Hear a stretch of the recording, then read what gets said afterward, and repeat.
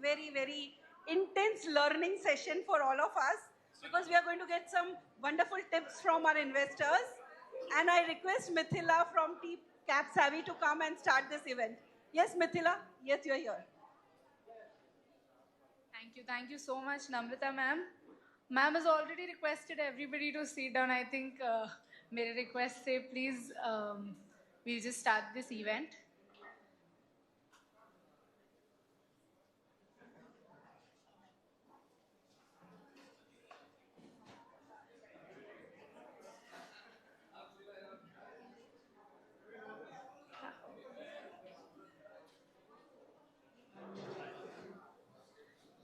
I would just request everybody to please sit down. We're already running a little bit late on the schedule. Let's start.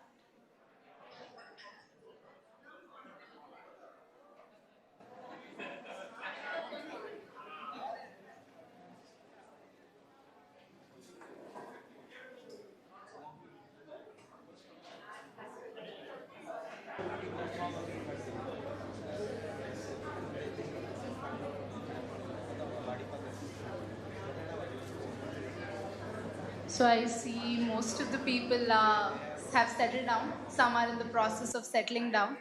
So I think it's a good time to start the event. Welcome everybody to the Cap70 Sharks in association with DREAM11 event. We are thrilled, I would say more than thrilled, to have each and every one of you today as we embark on this journey of innovation, inspiration, and incredible pitches. This gathering is a celebration of creativity and entrepreneurship, where brilliant minds have come together today to share their groundbreaking ideas. Your presence absolutely adds a special energy to this event, and we can't wait to witness the passion and the ingenuity that will unfold on this stage today. Today, on my part, I am equal parts excited and nervous, and surprisingly, for the same reason. I get to share the stage with industry giants and future industry giants. So I'm extremely excited for this event today. I was told to talk a little about the process of how we have come today, gathered so many people here. All started on a random Friday evening where sir told, confirmation aa gaya. And we were like, abhi? We were like, हाँ, confirmation aa gaya, aap chalu kar do. We started contacting startups, we started contacting investors, we started messaging attendees.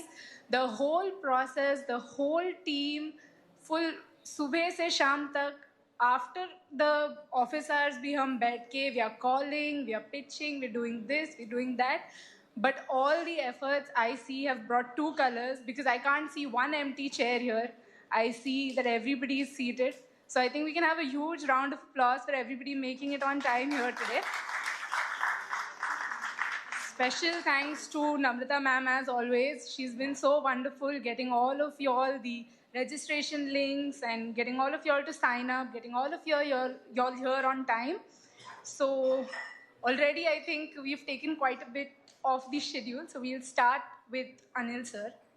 So to begin with our event today, I'd like to call him upon the stage. He, as we all know, is the founder and MD of Capsavvy Consultants, a very seasoned industry expert and a rank holder CA. I'm sure we all know that, who is extremely passionate about the startup ecosystem and strives to help budding entrepreneurs to achieve their goals. Prior to Capsavvy, he served as the MD and CEO in Max's Education.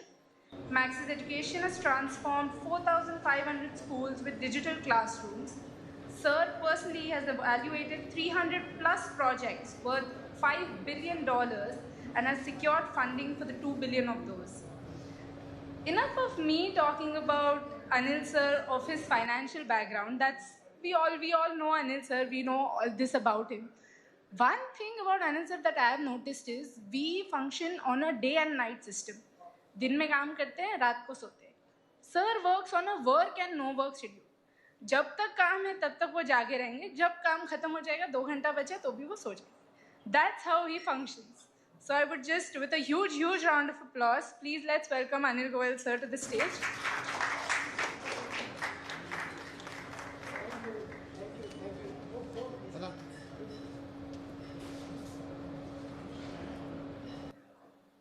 Wow, thank you.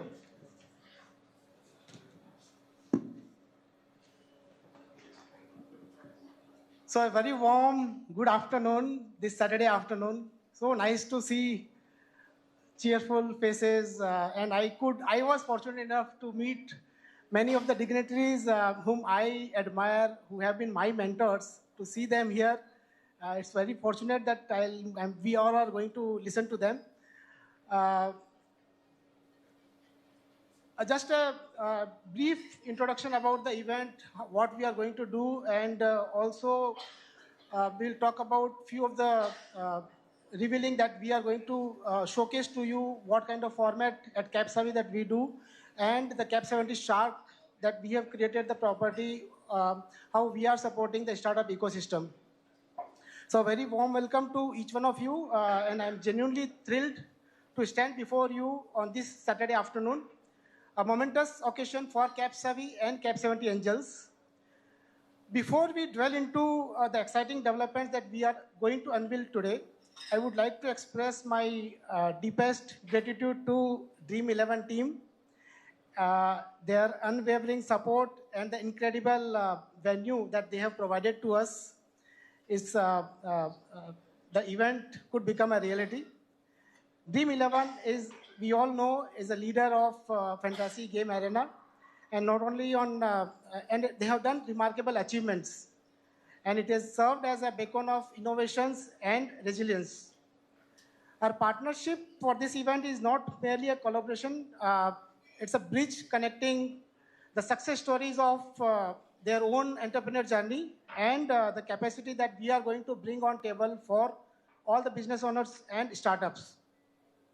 I would like to take a moment to recognize the achievement of DREAM11, emphasizing how this partnership aligns with our collective visions of capacity enhancement in the business landscape.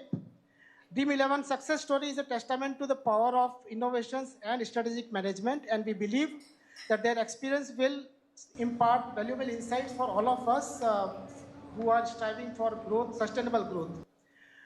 Now let's shift our focus to dedicated individuals who have worked tirelessly behind the scene.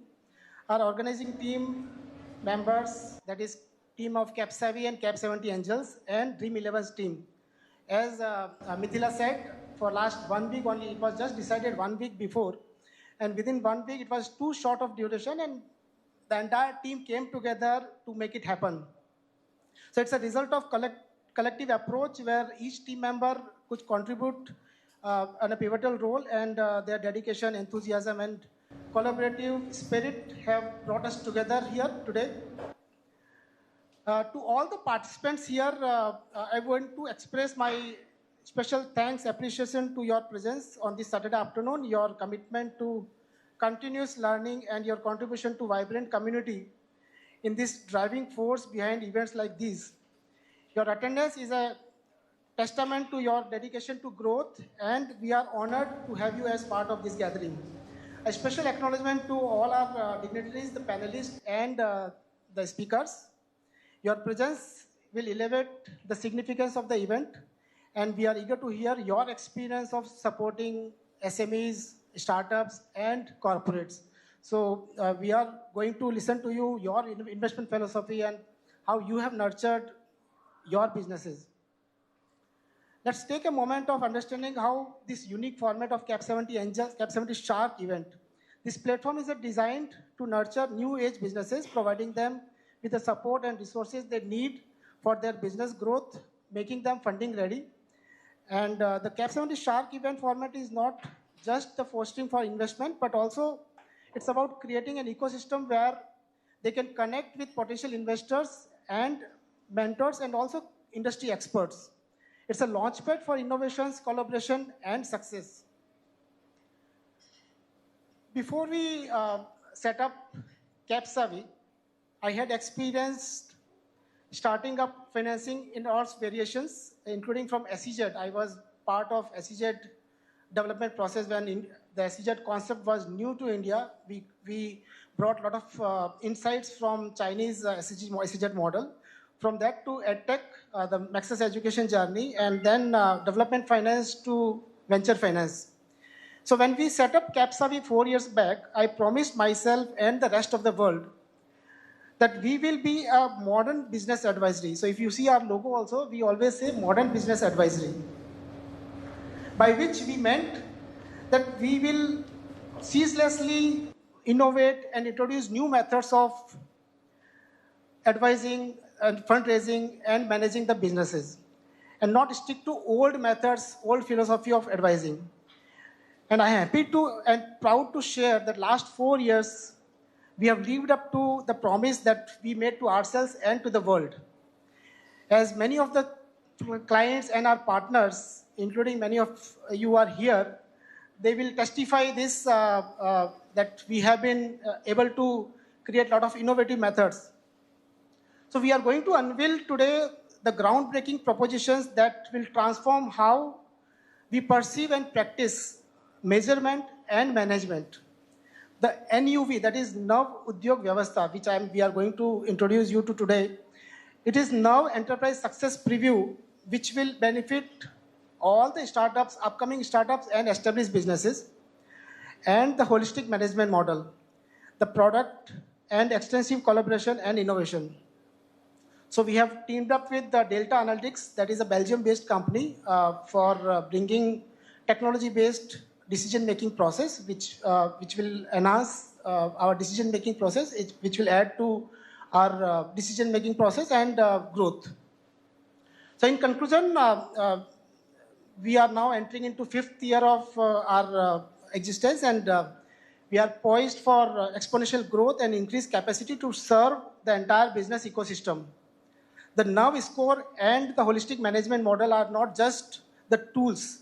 They are the manifestation for us, our commitment to modernize and sustainably grow businesses. This journey is a collective effort, as we all believe, invite you to this journey and be part of this entire process. And we aim to score a triple century this year. And our goal is to help Team Bhartiya Udyog, with this World Cup of entrepreneurial success, emerging as a $30 trillion economy by 2050. And your role in this endeavor is crucial, and we work together, we can shape and destiny our Bharat Udyog once again. Thank you very much for your attention, and we look forward to hear you again. Thank you very much.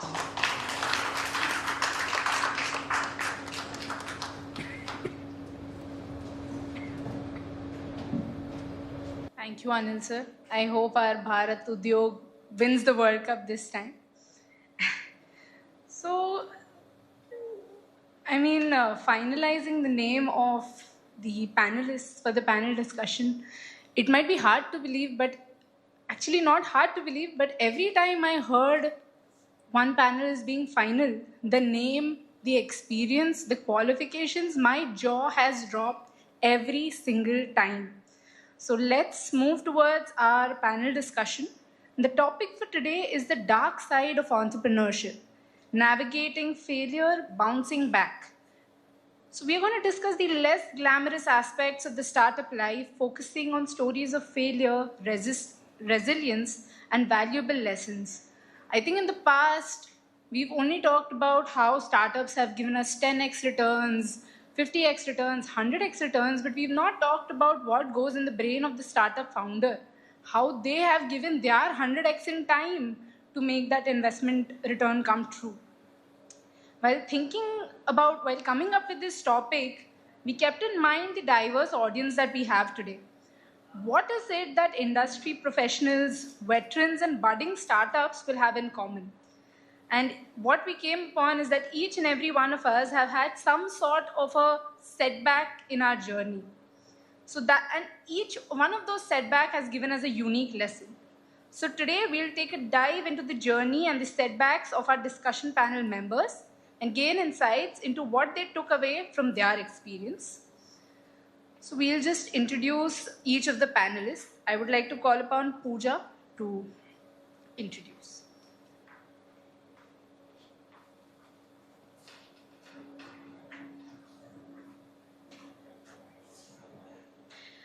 Our next panelist is Vinit Patil from Patil Kaki. Vinit Patil is on our panel today, and he is the founder of Patil Kaki. He started a full stack developer and later became an entrepreneur. You might recognize him from Shark Tank 2. Very impressed everyone with his business ideas. He is also a son of Geeta Patil, who we all love as a Patil Kaki. Let's welcome Vinit Patil.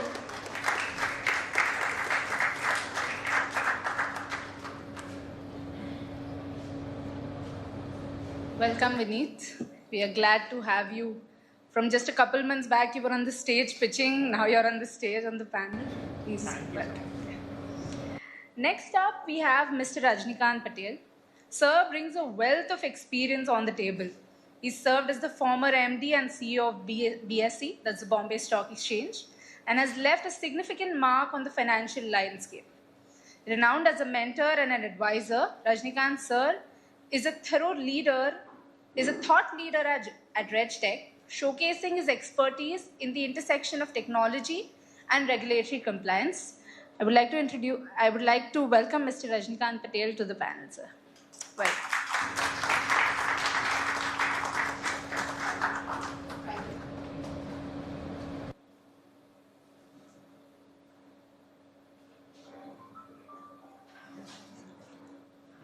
Yeah, so our next panelist is Amit Kumar, the key member of our panel. They serve as a co-founding partner at AHA Venture, bringing a wealth insurance financial expertise in the table.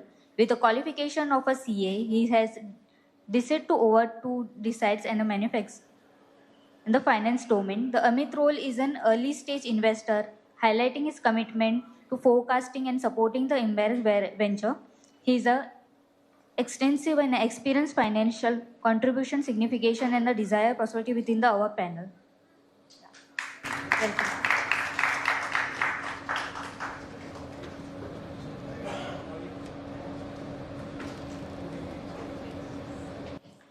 Okay, so the next panelist we have, I don't think so we need any introduction to her. We all know her. So please give a round of applause to Miss Namrata Thakkam ma'am. Namrata Thakkam ma'am takes the helm as the moderator for our session, adding a unique blend of roles to the discussion. As a growth investor and independent director, she brings valuable insights into the world of investments and governance. Ma'am is also the founder of Entrepreneurial Excel, showcasing her commitment to fostering entrepreneurial excellence.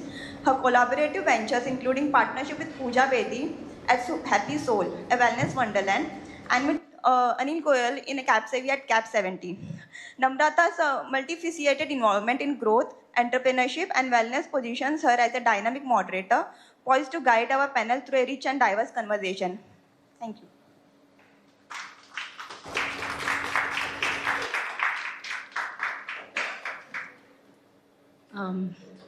Mr. P. Krishnamurthy is also here with us today, a seasoned professional on our panel, serves as a corporate and strategic advisor.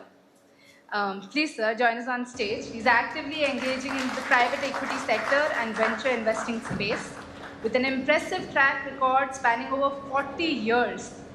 Krishnamurthy, sir, is an industry veteran with a strong foundation in corporate finance.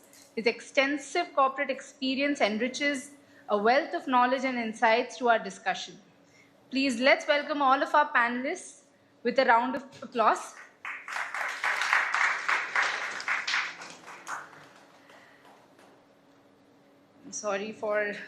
We'll have to go for that round of applause again because I am yet to introduce Mr. Agnilo Rajesh. So just joined us. He's a dynamic presence on our panel. He's a first-generation self-made entrepreneur. With a diverse legacy in various sectors, he's made a mark as a business leader. Sir's focus spans across real estate, edtech, sports, mentoring, showcasing his versatility and commitment to different fields. He's recognized as an acclaimed social entrepreneur, and he's not only excelled in business, but also has made meaningful contributions to the society. Welcome, everybody. We are excited to have you on our panel today. Namrata ma'am will be moderating the panel. Thank you, Mithila, for such a wonderful start. So we have very, very experienced panelists over here, and there is lots to learn, as I told you. So today's topic being dark side of entrepreneurship. So friends, we all know that successful people have failed more times than even the failures have or losers have ever tried. Do you agree with that? So you are sitting with 5 successful entrepreneurs and we'll be listening to their journey. Over to you, Vineet.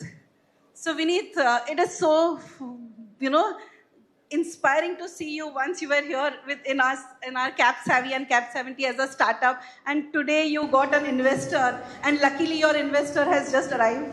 And how was your experience? What was the dark side? Because I remember you sharing something. Okay, you were selected in Shark Tank. It took a while to get your term sheet. So can you start with that? Where are the mics? Can I have 3 mics? Let's talk about the dark side and then we'll go to the bright side. I remember I've seen you during that side. Can you send that? Please on the mic, Shruti. Yeah. Can you guys hear me? So, yeah.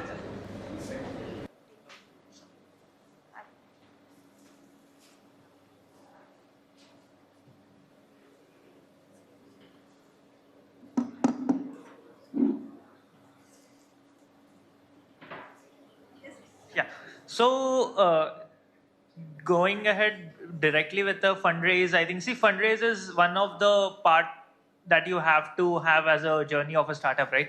So, irrespective of what went with Shark Tank, I think that's something that's not to disclose. But ideally, what I believe is generally your outlook should be very positive. When it comes down to being in the dark side, we did around over 100 pitches in reality to raise the last round of funding that we did. And that is something that is like you need to be there, you need to be in front of those many people, you need to handle those many rejections and learn from those rejections. That's the most important thing, right? With one thing that I learned from Rajesh during the whole conversation and the engagement that we had after this, right? Dark side is always there until and unless you don't know how to turn on the headlights of your car. If you can turn on the headlights of your car, there is some light in front of you and you'll always be able to move forward. Being stagnant is up to you. Like being stagnant is your mistake. It's about you turning on your headlights. Awesome. Did you notice he had 110 pitch deck presentations. And here in 5 minutes, give me this mic, okay, this one. So 110 pitch deck presentation. So investors, what do you say? Or either 5-6 mein I am not getting funding, it is not working, and the stage where startup gives up. And very important point from our own mentor Rajesh, that how much ever dark you have to on your headlight. Rajesh, you have kept us going in during COVID. I remember that. Wonderful. Thank you for sharing that, Vineet. Yes, over to you, Mr. Rajnikant. Yes, if you clap, you will get more knowledge. If you don't clap, they will also not enjoy speaking. Yes, Mr. Rajnikant. So, Rajnikant will talk about every startup wants to become an IPO, right? Yes, no?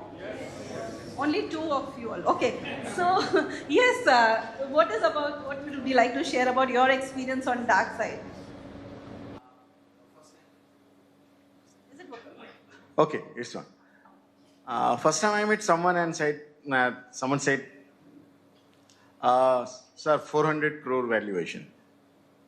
First time I am meeting somebody and I get that. That's the story. There is another story. First time we, as an investor, if I met somebody, what is it? An expectation, here, nothing, we can't do anything. 2 extremes. How do you bring a bridge to reality? Startup and investor, both the communities over here, and both of us are there. Both of us have a view. You want something, investors want to give you something. Where is the bridge? The reality has to be in both's mind. You cannot just be looking at the headlight. You also need to have a fog lights as well. Okay, so both the things are required, and I think that is very important. Having expectation management is the best way forward. I think one of the mic is on, that's why it's good. Anyway, so having expectation management on both sides will be the best. Just a bit. Can you call the admin here? for the mic. We want 2 more mics. Yes. No, I mean, one mic is on, that's why this is picking up. But anyway, now, am I okay? You get a piercing sound? Okay, better. So, expectation management is the way forward, and it requires the D first. It is not the idea. Of course, without idea, you can't have a startup. But it is the implementation, expectation, execution, and ground reality. Unless that is there, there is a whole lot of question marks. And the same ground reality and expectation on the part of the investor also have to be there. One cannot be positive, one cannot be only negative, nothing will work. So we need to make 1 plus 1 not as 2. 1 plus 1 is equal to 11. That is the crux. And if we and together make that 11, both the parties together make that 211, and then come to BSE, we'll list you. Okay. Over to Amit. Amit, I'm seeing you investing in so many startups. So have you ever had a dark side or failed startup or wrong judgments or any such experience? Well, obviously, that's two sides of the coin. Although we curate very well, and we believe that we curate very well, because out of the 123 odd startups, only 16 have failed, which means that we have a decent track record of curating startups. But the dark side is always going to be there. So if 16 have failed, something has gone wrong somewhere. There may be a lot of research going on. Why do startups fail? Founder problems, cash flow management issues, and things like that. But one typical startup that I can remember of why it failed, because the founder decided that it is time for him to achieve nirvana, and he wants to go to the hills and relax, chill, and I don't want to lead this mayhem life of sorts, so I am going away, and there's nothing you can do actually. So founders also humans. I know whenever we have founders, we always tell them, if you're becoming a founder, be sure that the next 5 years are only for the company, for the business. It's very clear. So entrepreneurship is a tough journey. You know, Rajesh on my left is obviously, we will validate that fact, and it also becomes very lonely sometimes, especially in the setup that we are in India. So entrepreneurship 15-20 years ago was being taken as kya time pass kar raha hai bilkul. Your parents will not support you, family will not support you. Now that is also a dark side of entrepreneurship. And then you are going against the entire world, and behold, God forbids you're not successful, then you will always hear all those tanas from your family saying, मैंने बोला था ना, नौकरी करनी चाहिए थी. You shouldn't have gone into entrepreneurship. But as we say, the topic today is the dark side of entrepreneurship and how you're supposed to bounce back. So if you believe that entrepreneurship is for you, you can take care of the risks, etc., then it is great. And initially you can take the risk. Responsibility नहीं होती. अब आप शादी हो गई है, बच्चा है, और उसके बाद भी आप रिस्क लिए चले जा रहे हो, that I would still term as foolishness. When we mentor and talk to our founders, we always tell them, आपने business शुरू कर लिया है, but be sure your kitchen is running. You know, your family should not be going hungry, you know, because they are dependent completely on you. And the best scenario is if your partner is working, then you can take those risks. So these are all typical dark sides. We have seen all of it. People not taking salaries for 3 years, struggling, not able to meet ends. They're all dark sides of entrepreneurship. But if you believe that you'll be able to execute it well, and you can sometimes pivot, repivot, and still do it, go ahead and get into entrepreneurship. Or else, I would still say, tread on the line of caution and ensure that your family is eating first.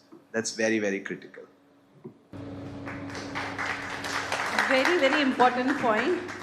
When you're successful, मैंने बोला था ना, I am there with you. But the moment the dark side comes, your own family will tell, बोला था इसमें पैसा नहीं डालना, don't put, see, and it is very bad to listen this day and night from our family when you are going through failure. Very important point, Amit. Now over to you, Rajesh. So Rajesh has been our mentor, and people know him as a successful hotelier, villas, and like I can name it, fashion, e-commerce, like multiple business. But Rajesh, have you experienced dark side? Have you experienced failure? So, slow success is also failure to a great extent. You don't have to fail to experience failure. I think entrepreneurship is all about perception management, and as entrepreneurs, we all need to be very good HR managers.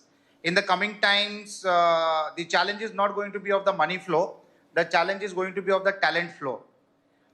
Every invested company or every investor wants the right team to be in place. The best form of investments is internal accruals. If there are fantastic internal accruals, then you can look out for growth funding. Unfortunately, what happens is a lot of startups look out for shareholders' money to experiment their thoughts. Many a times they go right, sometimes they fail. As investors, what we do is we invest in growth companies. We invest as a growth fund. We are growth investors. So the basics are there in place. The company is already making profits, and now we want to magnify the speed of growth. That's where we come in. So like we invested in Patil Kaki, thanks to Mr. Anil Goyal, thanks to Capsavvy, thanks to Namrata, that they introduced us the company.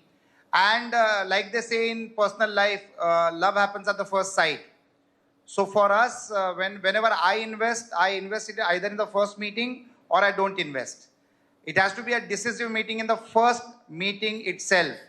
So when Patil Kaki met us through Capsavvy, they had already done some 70-80 pitches. And in the first meeting itself, we froze on the valuation and froze on the money committed and transferred the money. Unfortunately, in the investment economy currently that India is witnessing on a grand scale, discussing about the investment and doing the actual investment has got a lot of gestation period. In fact, the entrepreneurs lose a lot of opportunities waiting for the investments to come through. So it is the speed of investment also that matters. What is most difficult in this business is perception management. What you perceive the opportunity to be and what the reality is. The success of your decision depends on how much gap these two things are having. Like the perception and the actual capability of the company or the entrepreneur. So it's critically important. So what as investors we need to extend other than the invested money is leadership and relationships for growth. And we need to coach the entrepreneurs on how they can grab onto those relationships, take more knowledge and information of how to grow faster, and then run with the speed. The dark side of my kind of investment is I am a speed guy. I love to do, for me, day before yesterday is late. So lots of time my perception about the entrepreneurs go a little haywire when they can't match up to the speed. So we have invested in a couple of companies, and the problem that I am facing is the pace of the entrepreneur. Rather than that being more than our speed, it is much slower and we struggle in doing that. So that I see as a dark side, and that's what we work on with every investment that we have done. I think these are glorious times. 4 trillion is what we have touched. The next 1 trillion is not going to take much time, and the next 1 trillion is going to come purely on the speed of the investments that's happening in startups and companies wanting growth fund and going for the IPO route. So I think India is going to see some glorious years in the next 1 decade in terms of valuation of the invested companies and in terms of the valuation of the country going up, and we all riding the growth wave. So it's a good time that's coming up. Awesome, Rajesh. So I had learned this before 5 years from Rajesh, that actual business happens in first 30 seconds. Rest all is time pass and just waste of time. That he's always taught us. So Rajesh, I know I want to go to the next panelist, but because you brought that up, HR management, and do you think companies like Capsavvy Consultancy helped you in getting the right startup, or do you think these type of companies, consulting companies like us, helps when you are a startup or an investor? What is your feedback on our company? So I think organizations like Capsavvy are mandatory. So they filtered the right company and brought it in front of us. So it is not that we met 5 startups through Capsavvy and selected one. They gave us one, we took that one. So the credit doesn't go to us to begin with. The credit goes to them, that they did the due diligence. And the best part was all the data was so well compiled and we were so much made aware about the opportunity that we were ready in the mind of what needs to be done. Otherwise, incomplete information also becomes dangerous for making a decision. And the role that Capsavvy played was fantastic. Capsavvy not only collated all the data together, but they had also gone into the depth of the personality of the entrepreneurs. That is Vinit and his co-founder Darshil. So before we met them, we knew them. In a way, before we met them, we knew them. So that is the role that a platform should play. And Anil Goyal, being a chartered accountant and being operative in very large organizations before he embarked onto his personal journey, was well aware about what can lead an effort to success. And that's what he did with Patil Kaki. And I guess he also would have done due diligence on ये हीरा किसके सामने दिखाने से सौदा हो सकता है. So that also is the choice that he made, and probably that worked like magic. So I think all credit goes to Anil Goyal, Capsavvy, Namrata, and the entire team. Okay. I have lots of questions to ask. Yes, over to Mr. Krishnamurthy. What do you say about the dark side of entrepreneurship? Good afternoon. I come from the large corporate.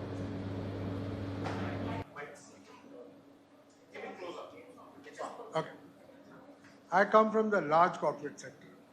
But today, when I look at the first subject here, darkness, the minute you recognize you have to see the darkness, you have on the way to the solution.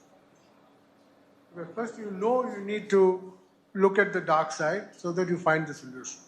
But anyway, to come back to my area, I think Rajesh said some very interesting stuff.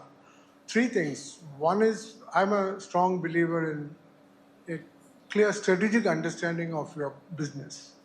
When you talk to the investor, what does he want to know? That you have an idea, you have the capacity to deliver that idea, and you have the team that goes with it. You mentioned about HR, it's very critical. And you have the patience. You're going to have to take time. So I find invariably startups calculate less on the cash requirement. It's very common. Capital requirement is subdued, but you need more. Why I'm saying this, I'm involved right now for the large company, but on technology areas of startups. I've been farm equipment business. It's a large company. So we have two startups outside India, one in navigation and automation. The other one is in farm management systems. Two different. One very well grounded on the product, not so grounded on the market. And therefore the calculation and the respect for capital, within 6 months, we had to put almost double the money. Not big money, but still double the money. But we didn't give up because this is an idea which will succeed, takes time, product is good, competitive structure is good, but people was a key issue. The point Rajesh mentioned, absolutely people was a critical missing link there, execution. The second one is a fantastic company, Farm Management Systems. It's globally operating in Europe. But we find India is not yet ready for it. But it will come in India. It's only a matter of time. Once you scale up and find creative solutions, you will find even the thing which works for big systems work for the small one. So we are working with them, and they are going beyond just farm equipment. They're going into the people who use the farm produce. So the information goes beyond just the agriculture side, but goes on to the market end user side. So the reason I'm mentioning this is a different dimension to when you look at startup. I think I entirely endorse what Rajesh says. Startup is a great time, but look for the right team. Also look for some very good mentors. I'll give you one name, and not that I've taken his permission to say so, but Ganesh Natarajan, you people might have heard of him. He used to run Sensar and all that. He runs 5F World. He's chairman of Honeywell Automation. He's on the board of State Bank of India, purely on digitization. But he mentors many companies. So many of you, if you're in that area of tech, and there are many others for different areas, good idea to get a view, absorb the view, create a base, prepare for downsides, but always work positively. And one thing I would say, have patience. Not patience to test his patience, but patience to build the business. That's what I want. like to say. Thank you, sir. Very important point, friends. He said we need a mentor, and we all know, like, because we have every day at least 5 to 10 startups coming in our office, and what Rajesh rightly mentioned, that we have our all financial analysts. You can see some of them who are here.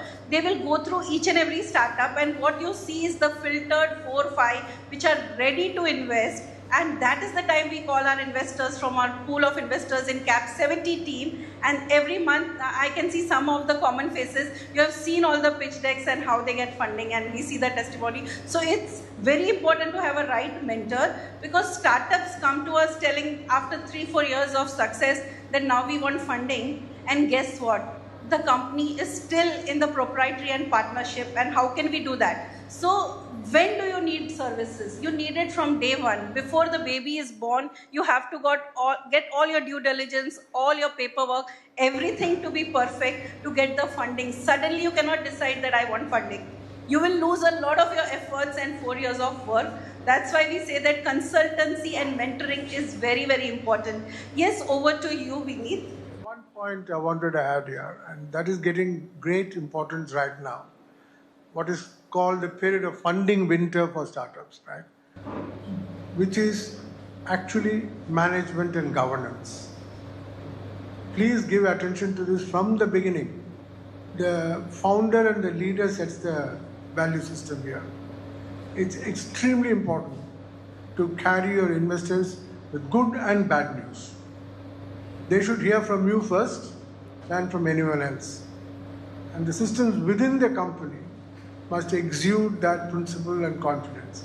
This governance and management is getting more and more important. You get even extra money. People will give you additional sums of money if they trust you. And that trust comes from this fundamental issue.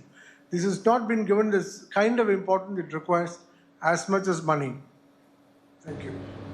Thank you. Over to you, Vineet. Vineet, what are the management tools you use to run your startup and take it to the next level? Like just now, Rajesh mentioned about HR, that HR is very important. So how are you managing all the areas of entrepreneurship, operations or marketing? I'm seeing a lot of ads of you on Facebook and promotion happening. So how do you manage your entire business? So one thing that we have learned over the years is how to hire the right people. I think we have also learned it very recently, wherein we have figured out few characteristics between people who are going to be very committed, between people who are going to be very hardworking on ground. So we have started differentiating people and segregating them. What I believe is, whenever you're working with someone as it could be any kind of relationship, as a founder and an employee, or as a founder and an investor, or as a founder and a vendor, right? Every relationship has to be with a very selfish motive. Their personal selfish motives plus your personal selfish motives should align together, and both of them have to be achieved. So whenever we hire someone, we have started having a discussion with them.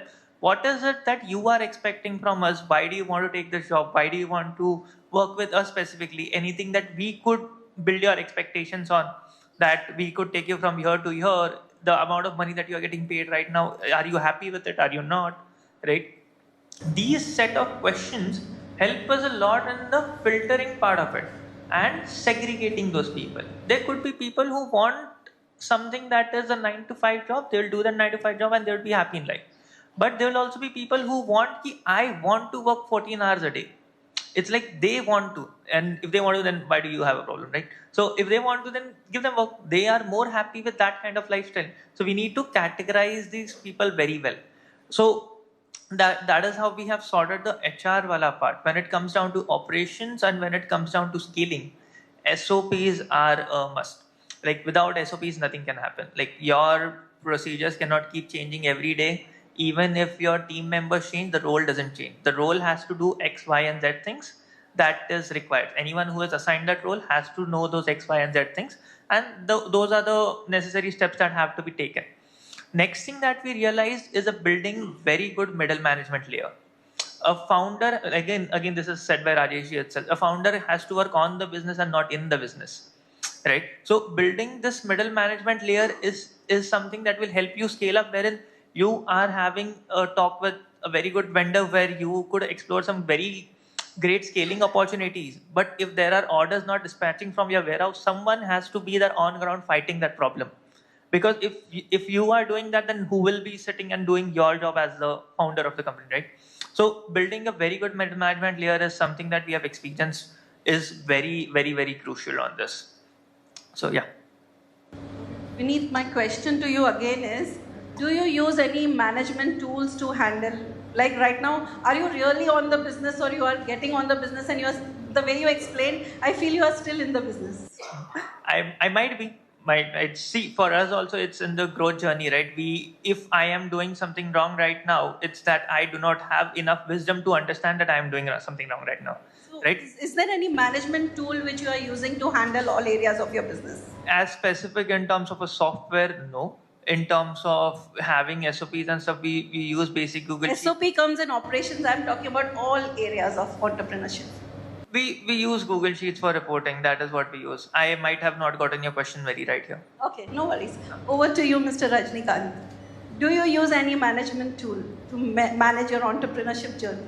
See, you use a lot of dashboards. You can design specifically and you can do a monitoring. Basic thing is two things. I mean, there are two things. One is governance on the part of the startup. You know, the governance is a key because the way you look at your business, the way you look at your presentation of business and interaction with the industry and your vendors and your client, governance has to be the key. And that governance can be translated into execution by information dissemination. The way you share information at the truthful level, on the right level. Sometimes we have a tendency to suppress the expenses just to keep a rosy picture. Sometimes we do, as an entrepreneur, we think, okay, I can manage this and let me give you a big, and it's not only for you. You know, it happens with the listed universe. We as a CEO, if you are listed a quarter on quarter, we got to show you a good big picture. Then it becomes difficult. So we do understand and empathize with you. But the important thing is the underlying infrastructure of your management should be based on a good governance and transparency. And that, as you just coming back to your question, you can use technology which is available, tool which is available on our dashboards, and then you can keep everything here. So you as a founder, you also have that sort of ability to zoom in anytime.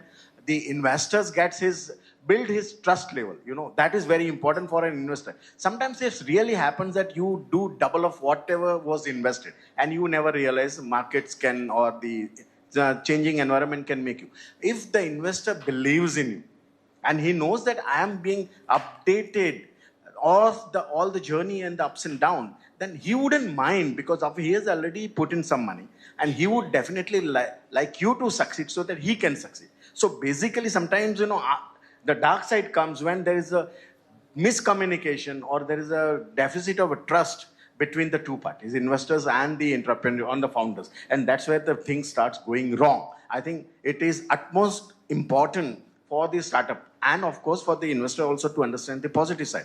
But for the startup, you need to be very transparent. You need to have a good governance. You need to present whatever. If you're in trouble, okay, tell it, because this is fact. This is reality. We don't have to keep on painting rosy pictures. If there is some hindrance, okay, face it, overcome it. I think that's the way forward. Thank you. That was an insightful, because I feel I need to talk to you about funding and valuation more, because finally it's about valuation. Yes. Okay, over to you, Amit. Amit, do you use, I'm seeing every day I get one mail and one WhatsApp message from your company without fail. Whatever happens from Amit's company, Amit doesn't even know, but AHA Venture, even in IIM, Bangalore, all IIT, every day I will get one mail and one message from Amit. So Amit, my question to you again is, do you have any system, processes? All this happens in auto mode, I'm sure you must not be doing, but do you have any management tool? That is my question.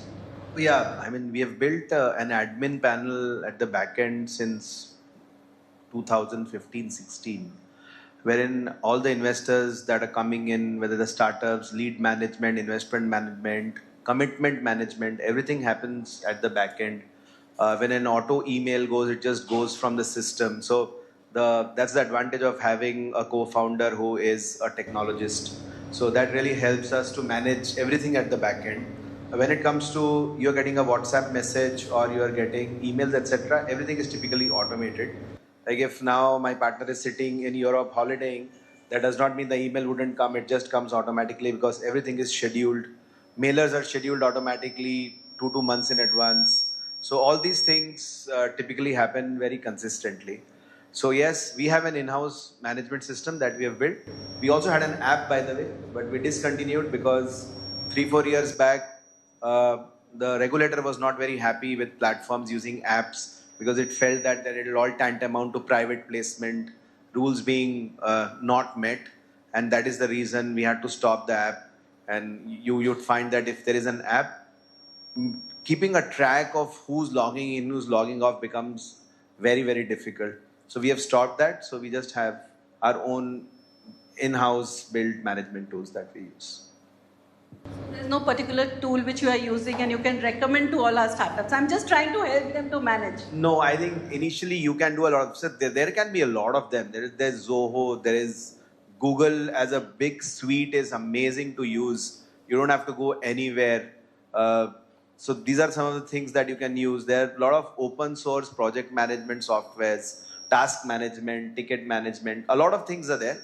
But finally, it comes from the fact that if you are using something which is just made out of the kitchen, ready-made, or you want it customized in your own way, is very different. Then you will have to get it developed as per your own needs, or you may have to have an in-house team to really develop it. So if you have the time, the money, and the patience, energy to do that, get it developed on your own or use third-party tools, whether they're CRM tools or project management tools. They're ample available in the market. You just need to evaluate which fits the bill properly.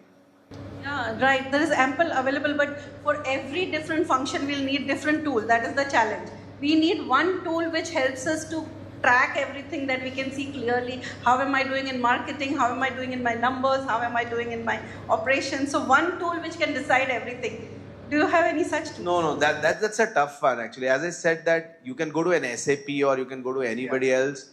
They'll have multiples of them, but be very, very of the fact that there is no single ERP in the world which will cater to all your needs. It is not possible. Business is different. Sector is different. Everything is so dynamic that even the largest of large organizations will have various ERP tools that you're using and they are getting it customized, and that is why these companies are making a lot of money, by the way. Okay. So I think very soon we'll see a tool which will track everything. Are you all interested? Yes. Yes? Do you believe that there is a tool which can track everything? Only one person knows yes. Okay. Yes, over to you, Rajesh. Rajesh, for you, I will not ask you how you manage company. I'll ask you, how do you manage your multiple business so effectively? I keep it simple. My system that I use is WhatsApp. I believe in a milestone-based leadership focus. There are multiple companies. Every company of mine uses some tool or the other. Like for Swante Spa Cuisine restaurants, there is a platform called Pet Puja. It gives all the details that you need, absolutely to the last rupee and to the last expense. So it's easy to control that. Various businesses are operating on various platforms. But what I do is, any activity which needs to be done with more than 2 people and which repeats for more than one time converts into a WhatsApp group. So I operate all the businesses through WhatsApp group. There are trigger points. There are preset trigger points. If that trigger happens, it's a call. We have weekly meetings and the teams in the various organizations are instructed that if there is a trigger, you can always make a call. So between 7 in the morning to 1 o'clock in the morning, you can make a call. But call needs to be made only when there is a trigger. Otherwise, all the communication happens over the WhatsApp on a very religious basis. One of the tools that we have adapted in terms of growth is every business that we do, I personally believe in the formula of engaging entrepreneurs rather than employing employees. And this formula has really worked well for me for the last 1 decade. So typically what we do is we do resource management. And what is typically a resource management? Resource management is, suppose if I want to run a advertising campaign, I don't try to hire the people within the organization. I try to get the best agency on board. Now, the advantage of having an agency on board is it might cost you 2 to 3 times of an employee that you would have kept as on a salaried basis. but the advantage is the agency will give you 10x productivity than what your employees would have given. The other major difference is the attention that an employee will consume from you, because you have to keep focusing on him, you have to keep guiding him, you have to keep motivating him to an extent that you start feeling demotivated कि इतना motivate करने के बाद भी ये result नहीं दे रहा है. Now what basically happens is we all have been employees in our lives at some point or the other. All the employees who translated and converted themselves into entrepreneurs had that extraordinary quality of taking the onus of growth. Now that growth does not necessarily mean self-growth. It also means growth for the organizations. Capable and competent people have become entrepreneurs, and they have also converted into consultants and agencies which provide services. The advantage of an employee wearing a watch and an entrepreneur wearing a watch has got two different reasons. The employee is wearing the watch so that he can understand how fast he can leave from the job. And the entrepreneur is wearing a watch so that he understands that it is high time for me to deliver what I've committed to my customer. So it's critically important. It is better to be a customer than an employer. And these things are changing. The earlier we become mindful about this scenario, the better off we would be. So like in every organization, like for example, if it is Patil Kaki, so Patil Kaki has one of the best agencies for all their creatives. So you will see a difference in the communication style that's happened. The methodology of campaign changes, your vendors change, the machinery that you use changes. We are outsourcing whatever is possible. Like I do a lot of construction. So I hire the best architect. I can't hire that architect as an employee, but I can hire him for a project. I hire the best architect, I hire the best contractor, I hire the best lawyer, I hire the best chartered accountant. The more I want to keep it within my organization, the more my responsibility multiplies. If I employ more employees, I start working in the business. If I start working in the business, my growth will be limited. If I start working on the business, my growth will multiply.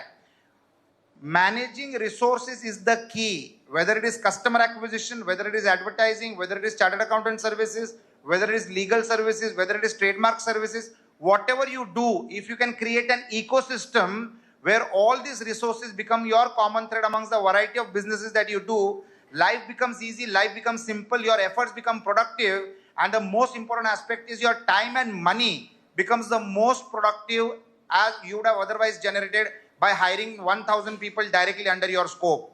So any activity that you do, you really need to be a part of a powerful ecosystem which will give you access to the resources. That's one.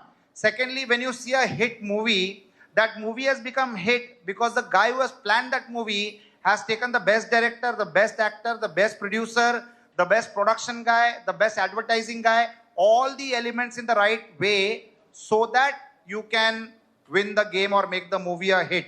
It's like selecting a cricket team. You can't have 11 Sachin Tendulkars.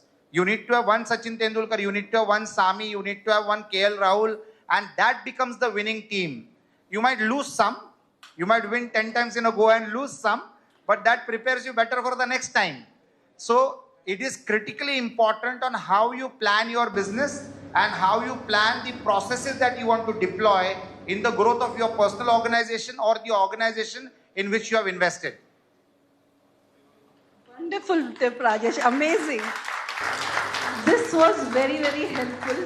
And that's how even we function. Like lots of startups come to us saying that, we can't pay this upfront. Okay, making pitch deck is so expensive for them. I understand we are startups, we are bootstrapped, we are investing in so many other activities. So investing in pitch deck becomes challenge. So we have done so many times in our team Capsavvy that if we find the startup is worth funding and it is worth to go ahead, we have taken stake in those companies and we have supported them. So it's the way to find out and taking partnership. So there are always a way if you try to find out and if you work that where is the way, it is always right way to ask that how can I make my pitch deck? How can I come on the stage and do presentation? Like Vineet Patil do 110 presentation to get success. We are all ready for it?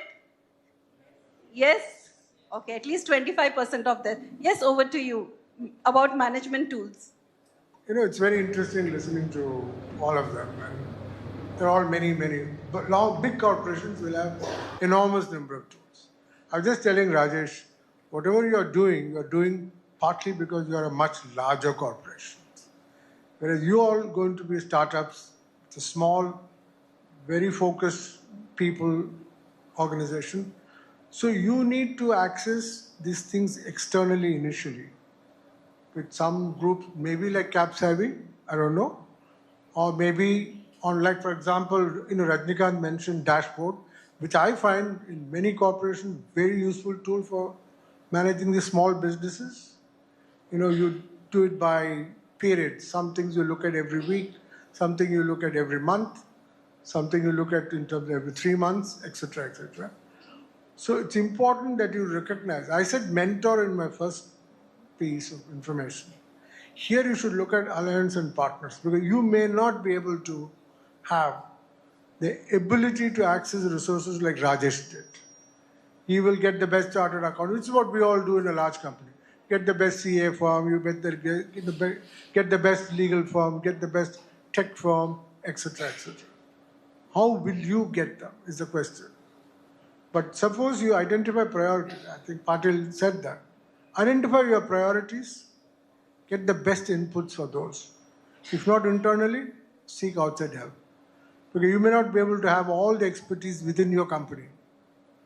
You may ultimately have, but when you start, first 1, 2, 3 years, which are the most critical, I think that's where organizations like Capsavvy, and there are many others also, you need to think on those, because these are a must. Because all this leads to what? Ultimately, execution excellence. It's all right to have a good idea, be competitive, but if you cannot execute with excellence, you're not going to compete and be sustainable for a long period. The other test in all successful ventures is sustainability. If you survive long, you've done well. Some years will be good, some years will be bad. That's part of business cycle. Don't worry about that. But you must be worried about your ability to manage that. So seek help, is what I would say, right from the beginning. And so for all those tools which Namrata has been pushing the panelists to say, it's important. These tools are available, sometimes expensive, sometimes inaccessible for a small firm. For an entrepreneur like Rajesh with multiple businesses, he can do certain things. I advise some companies which are 10,000 crore turnover, naturally they can access almost anything in the world. But for you need to identify the source. But the important thing is the founder, the entrepreneur, must have the commitment to seek so that you bring excellence in whatever you do. And I've already mentioned about governance, so I won't repeat it. Transparency, information to yourself is the best solution. So I think you'll need to seek help.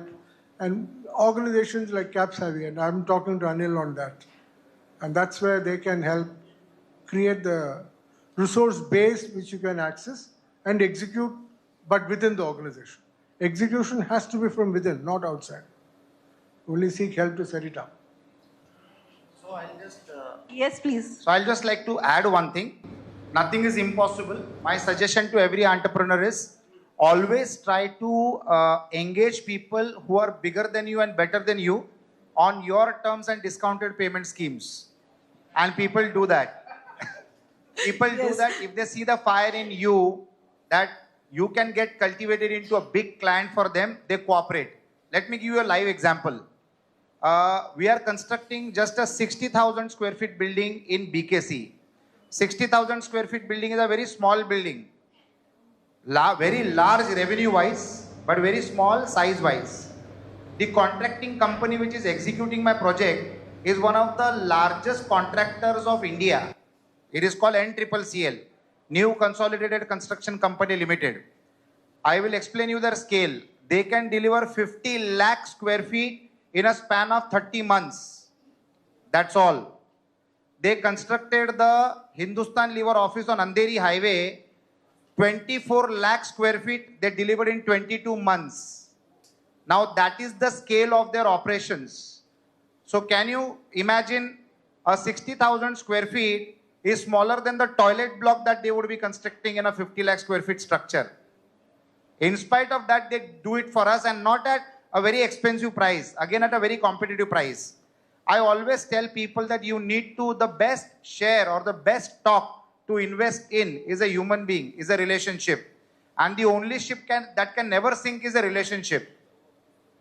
You need to be so strong and so impactful with your relationship with the right resources in life that they will not say a yes or a no just on the profit and loss account that they can build with you. You absolutely need to leverage those relationships for mutual growth. You will grow definitely, but it will also benefit them. The advantage is they will think that one day you are going to scale up and still be their customer. So do not change vendors. The guy who used to supply me 115 rupees ka patre ka chairs in 1993 still supplies me the chairs till today. The guy who gave me the first air conditioner on a 500 rupees per month ka bhada still installs the air conditioners in my place. So do not change your vendors. Keep adding more resources which are bigger than you, because your profile is understood by who is working for you or who is working with you. So I've got a Suzanne Khan designing my projects. So that gives her goodwill to my project. I've got an N-triple-CL constructing my project. So that passes on their scale to my goodwill. So always select vendors or always select people or agencies who are either bigger than you and better than you, but making your product or service much better for your ultimate customer base. And it is doable. I do it day in and day out, and you can also do it. अगर आप दिशा बदलोगे तो दशा बदलती है. You just need to think in the right way. You just need to think in the right way. I hear it very often. Disha badloge to dasha badloge. Okay. Now, last question to the panel. I'm sure you have a lot of question answers for all of them. So we are already behind schedule. So to Vineet, please can you tell us? I'll pass on. You have to go. Yeah. Okay. I have to take leave of you, but I see a lot of exciting faces here. I hope to come back and have an interaction later on through Capsavvy. But right now, I must excuse myself so that the panel... Can I request Mr. Anil Goyal to come and felicitate Mr. Krishnamurthy? Just a second. Okay. Okay. Thank you, sir, for all the wonderful insight.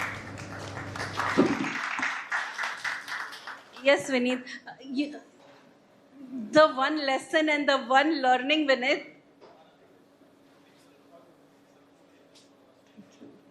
Yeah, sorry. Yeah, you would like to share that lesson with all the startups sitting here. One lesson that I would like to share with all the startups sitting here is learn how to build cash flows before starting anything. Cash flows. Okay. What was your learning in that? Did you have enough cash flow when you started your business? So, see, initial business was started with my personal funds, right? That is how everyone begins, right?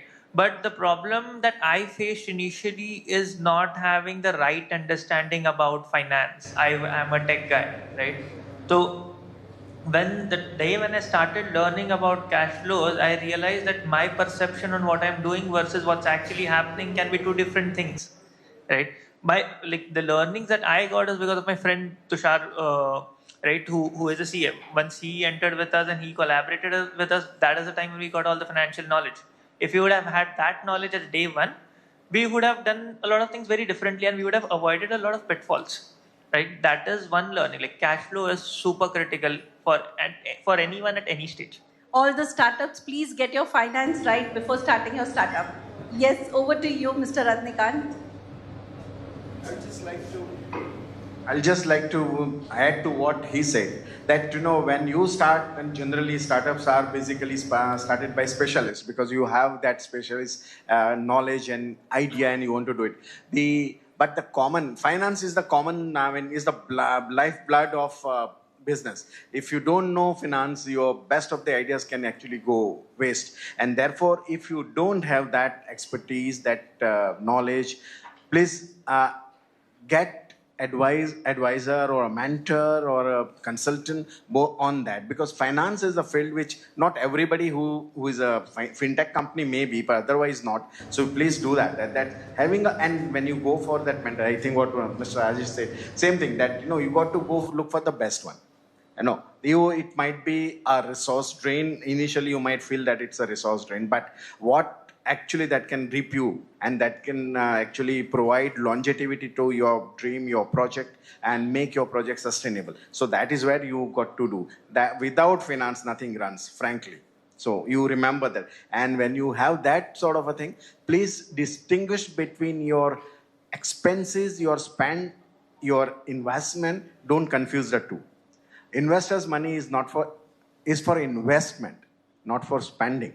So exuberance, you might get over that. Okay, we'll get the best of this marketing campaign, best of this. It actually do what is relevantly required and up to the scale which you want. Because investors' money is for growth. It is not for just like that marketing or something. And once we use that, once you respect that, you will definitely have your mindset on growth and you will actually be successful. Yes, Amit, over to you. Advice to startups. No, let's talk about Amit. There is a lot of gap because I want you to answer that question. That's why a separate special question for Amit.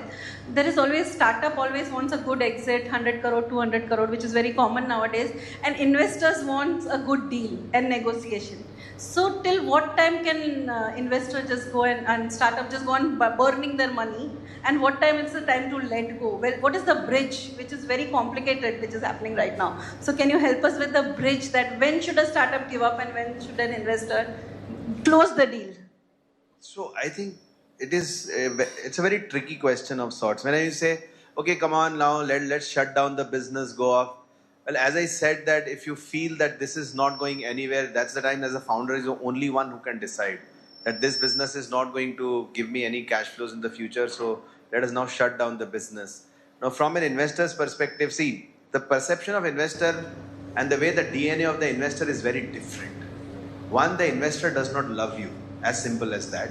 And he does not love your company at all. All he loves is his money that he has invested in the business. And he has invested money in various businesses. So even if a couple of companies shut down, the investor does not get bogged down at all. Because if the investor is getting bogged down, then he should not become an investor at all anyways. To all our investors who are there in the fund or even in the network, we say that if you are going to have sleepless nights because you have invested money in our startups, then please do not invest. Investment is not, at least in the startup ecosystem, is not for the faint-hearted. They may wait for 3 years, 4 years, 6 years, 8 years, 10 years. They have the wherewithal to wait till whatever time. And trust me, my investment philosophy, I've invested in 26 startups personally. I have, in my mind, written off all 26. So, kal ko aa gaya, to bonus hai life mein. And it is not that I'll make 100x of, say, 20 lakhs that I've invested and I'm going to retire. No. I'm still going to do the same thing again and again and again. Keep investing and ensure that the exits will come one day. So from an investor's perspective, I think you should never get bogged down by a couple of startups going bust, etc. Now, to the previous question or the original one was that what is that the startups should be looking at? I think I strongly feel I have a 3P principle for them. The first one is product. Always make a product that the market wants, not what you want. But most of the founders make a big mistake of making a product. ये क्या मैंने product बनाया है? मेरा तो creation world का best है. वो आपके लिए है. Market के लिए है कि नहीं? That will only happen when the MVP is done. Now the validation has to come from the market.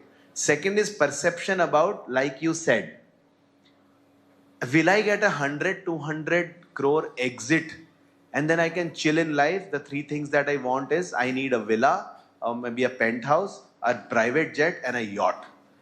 You speak to any founder, they'll only talk about something like this. But now times are changing.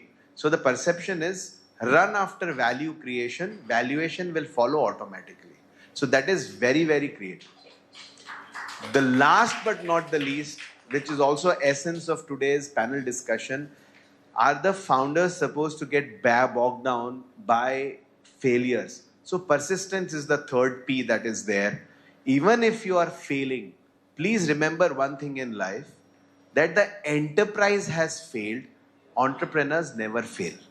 So become an entrepreneur and continue to do so, and you will finally be successful. But याद जरूर रखना kitchen चालू रहना चाहिए, बस वो जरूर याद रखना. Very important takeaway. Thank you, Amit. And Rajesh, the question for you, for all our startups, we need to know what are the exact point what you look for investment. Whom will you invest in? Something which is a clear no. Like I know one startup, like investor, he said, "Nahi, husband wife co-founder hai, so I will not invest." Something like that. You know, the founder is not full time into that business. I will not invest. So what are do's and not to do's? The secret of investor side of it, which will help the startup. So the mindset of a startup investor and the mindset of a strategic investor are a little different. Like for my dear friend Amit, it is the success of the business that would matter. For me, I need to fall in love with the promoter. That begins with falling in love with the passion of the promoter, falling in love with the promoter, then falling in love with the business model. And there is no question of that business model failing. Because when a strategic investor enters into a company, the company is already doing well. You have to just improve the scale of that growth. You have to just magnify the scale of that growth and the speed of that growth. So that's what we do. As a strategic investor, the company that we invest in, so as an investor, I could have invested in 500 companies. But as a strategic investor, you will not be able to invest in more than 30, 40 companies. But those 30, 40 companies becomes a part of your lifestyle. They become a part of your family. Everything connected and related with that promoter becomes a part of your personal well-being. So whatever challenge the promoter is facing, as a strategic investor, we are standing by them to make sure that it doesn't hurt them and ultimately hurt the business model. So it's a Suraksha Chakra that we create around the promoter. I'm sure Vinit will accept that, like many other promoters that we have invested in. Now, what are the do's and don'ts is, personally, I will never invest in a company which is a part-time business for the promoter. So I want a full-time commitment. And the commitment has to be between 8 to 12 hours a day. It's a competitive scenario. You really need to work hard in the initial days to get to a 6 to 8 hours work schedule and a 5-day-a-week schedule at a later date after you achieve a particular growth milestone. But otherwise, in the initial 2 to 3 years, this is what we expect, and we are very blunt about expressing this to the promoter before we put in our money. As far as startups are concerned, one suggestion to startups would be, do not take anybody's and everybody's money. Take money only from those people who can strategically support you. Like, for example, my dear friend Amit has a large portfolio of companies. You as a startup promoter need to scan through his portfolio and check how can you benefit by making him an investor in your company, and how can you do forward integration and backward integration with the existing portfolio that he has. Many a times we fail to recognize the resources that are available around us. We just need to recognize the resources, map them well, connect with them, create a business model and grow mutually. So that smartness needs to be there in the promoter. So you always need to do your homework well of whom are you getting married with. What I feel is hiring an employee, getting married, hiring an employee, or doing a joint venture collaboration or taking an investment has the same level of seriousness, has the same level of importance, and needs to have the same degree of skill sets to take the right decision. I always feel life is always a collection of the decisions that we make. The lifestyle that we enjoy is the outcome of the collective decisions that we have always made. So be mindful, be thoughtful, and be calculative in every step that you take. It should not be a wrong decision or a wrong direction. And if you are careful and mindful about that, I think winning in business is extremely easy, provided you work your plan well. I have come across, I invested in a company and which asked me for a valuation of 110 crores. And he settled down in the same one meeting, because I am a one meeting guy. In the same meeting, I took a 26% stake at a valuation of 60 crores. He agreed, we shook hands, we signed the term sheet on the spot, handwritten term sheet on the spot. Then I asked him that by the way you agreed for, you would have agreed even at 45 crores. So what is the reason that you agreed for a valuation of 60 crores? You know what he answered me? He told me that I was prepared and pre-planned to get into this transaction at any cost, because I know what kind of value you and your ecosystem can add to my existing business model.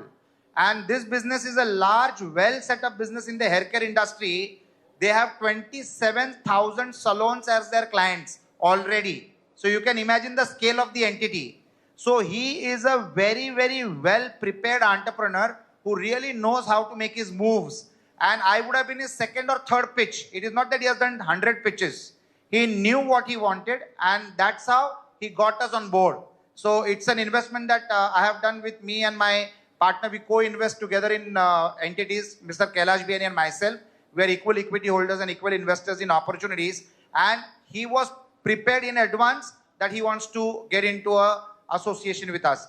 Our objective with every company that we invest in, like for example, Patil Kaki, we might come out with an IPO in the next 2 to 5 years time. 2 years is the earliest, 5 years is the latest. But we will go IPO, and that's the growth engine that we want to attach to every investment company that we get associated with. Every the investee that we get associated with.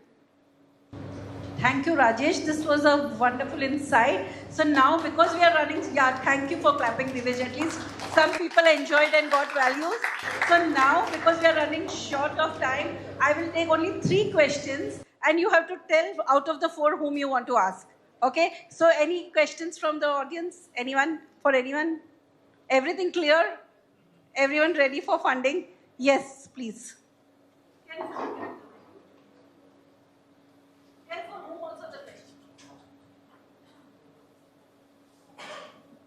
Hi, good evening everybody. My name is David Shah. So my question to Mr. Rajesh Athade, sir. Sir, I believe you are from the Angelus Computer, correct? Yeah, so it was in Kanpur. So I just remember. Yeah, so basically I run my bootstrap startup known as Blissful Women. So we are into making of menstrual hygiene products which are sustainable, like cloth pads, menstrual cup and sanitary pad dispensers. So being a bootstrap startup over here, the biggest problem we as a startup which I am facing, how I can scale up my business. Right now I know how I'm in a 0 to 1 I know, but 1 to 10 scale up, it's not something I don't know how I can take it. So that's what I was looking, how it can help me with that. And second thing, second query is, sir, I'm looking for a mentor like you can help me to go into that level itself. So let's see how it takes. Yeah, thank you. Lovely. So product wise, you're in the right product, because any habit cultivating business has the best valuation possible. The multiples, like for example, in the restaurant industry, the multiples is 5.25 times of your top line, provided you achieve a minimum bottom line of 15 to 18% year on year profits. Okay, so that's the 5.25 wala for the restaurant line. Every industry and every sector has a multiples on their top line, provided they have a minimum particular number of bottom line. So the business that you're into is fantastic. You master the type and the quality of the product. You create a differentiator. Uniqueness sells. Valuation happens on the uniqueness that you can create through the product or service that you have. As far as mentoring is concerned, it is critically important. I've got one more friend in this room who has just joined, Lakshmi Potluri. She thinks she's hiding, but I can see her clearly. She is one personality with, yeah, that's the one that you should definitely get mentored with. Of course, I will be supporting your, I'll mentor you in whatever way I can. That's a given. Capsavvy is professionally doing that extremely well. Having a mentor is mandatory. It is not a choice. It is mandatory, because I love to say this, but even on the last day that Sachin Tendulkar retired, he had a batting coach. Okay. And that is why he was a Sachin Tendulkar. Whether it is Virat Kohli, Rohit Sharma or anybody in the world, they still have a batting coach. It is never said that I have learnt enough, I don't need a coach anymore. We all are Ekavyas. We need to define who our Dronacharya is. And not necessary to have one Dronacharya. Not necessary to have him in your physical proximity. But you need to have Dronacharyas, observe them, learn from them and implement them. I would always love to say that no idea is good enough if it is not implemented. You hear something, you like something, see how well you can get it implemented. And for you in the product service, since you're into sanitary napkins, which is one of the necessities, one of the biggest customers in a developing country like India is the government of the country. Okay, every state government has got specific budgets. Correct. Always try to understand who your target market can be, how you can reach them, who can help you to reach over there. Every organization needs to have a very intelligent communication agency, creative agency, which can express the values of your company, the reasons of your product, the unique features of your product absolutely clearly well. It is a democratic setup today. With the help of social media, you can do what a Hindustan Lever could do. Otherwise, once upon a time, I could not, when I was running St. Angelo's Computers Limited, I could not give full page ad in Times of India. That was not my budget. So what did I do? I kept my people outside the Aptex and the NITs when they gave the full page ads, and my people would distribute leaflets to the inquiries that they got. You remember that? So that is all a smart way of doing marketing. So the filtered crowd which comes to them, we tap them by giving them leaflets. So we need to have guerrilla warfare in business. And Maharashtra is known to have the greatest guerrilla warfare soldier ever, Shivaji Maharaj. The world learned from him on what is guerrilla warfare. So we need to, as entrepreneurs, need to learn that guerrilla warfare to create our market share, spend the minimalistic, try to create the best possible customer acquisition cost, and make the business profitable. That's my suggestion to you. Thank you so much, sir. Thank you. Thank you all. Now we'll not go for next question. We are done. We are already running short of time. Okay, just one last. Sorry, I won't take much of your time, but I would quick one. Thank you, Namrata. I would like to ask the question to Patil Kaki. Vineet Patil. Vineet, sorry, the brand is called. So the question is very basic and simple, but you have taken multiple attempts to reach where you are. So what is the persevering level? And obviously the zeitgeist today is homemade, personalized customization. So that was your USP. So can you just elaborate what kept you going? The perseverance level, the test. See, I believe the perseverance level and in terms of like what keeps you going is a part of your personality. Like even with before Patil Kaki, I have been working for the last 7 to 8 years professionally, right? I have started out at a very early age, and I've started out since I was in 8th and 9th grade. That is the time when I've started working professionally for others, had a couple of jobs and stuff. So it is your personality type that in general embeds commitment within you, right? That's one thing. Second is when it comes down to raising, like fundraising for a startup or going through negative times of your startup, it is all about one question: that why did you start it, right? If you started it for something, you need to ensure that you give more than 100% of what you can give. Like that is what will always keep you going.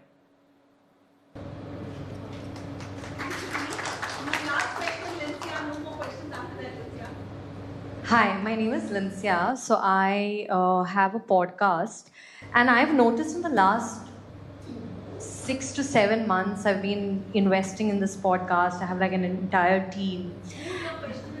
Yeah, so this is to Amit. Hi, Amit. So the challenge that I face in my head is that, okay, I got into it with full passion, but now I'm like, oh my God, now the realization dawned that, oh, I have to sustain this, and this is like my money that's being put in, right? When do you put a cutoff that, okay, this is it, like I cannot put any more money in this, if not, I'm just going to burn? The cutoff obviously depends upon how much money you have in the bank.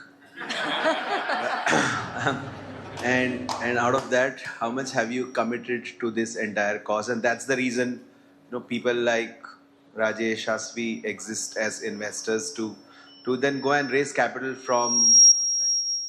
Either you have built a model which is self-sustaining, as he was saying, that if you have internal accruals, then that's the best business you could ever build. But the hierarchy of investment is pretty simple. First you invest your own money, then maybe you can ask money from family and friends, then you come to angels, and then you go to the institutional guys like the micro VCs and VCs. So if that cutoff is now approaching, that you don't have any more money and you still feel that this business has got merit. And I think a very apt thing which Rajesh has touched upon is having a mentor. So do you have a mentor? No, that is good. I mean, the problem is that Rajesh is very kind that he's offered his help as a mentor. I am extremely unkind. I say we don't do any mentoring. We only invest. So that's the difference, as he was talking about, in the style of investing. You have to get a mentor to also take feedback whether the kind of business model that you have developed or the financial model that you have developed around then the business is going to make money in the future. And I think all of us on the panel, at least two of them, have very categorically also stated that if a business is not going to make money, then it is just going to burn money or it's charity. So if it is going to make money in the future and you have full confidence on the same, and your mentor has also suggested that yes, this business will make money, that's the time you'll need to seek help from friends and family and the angels to come and fund your business. So you may not be profitable today, but I'm sure that by the mentor's help and the business model that you are designing and devising, you will have profitability maybe 1 or 2 years from now, or at least you can show there is path to profitability. And later on, obviously the unit economics become better with each and every podcast that you are doing. So I think this is something that you will need to figure out.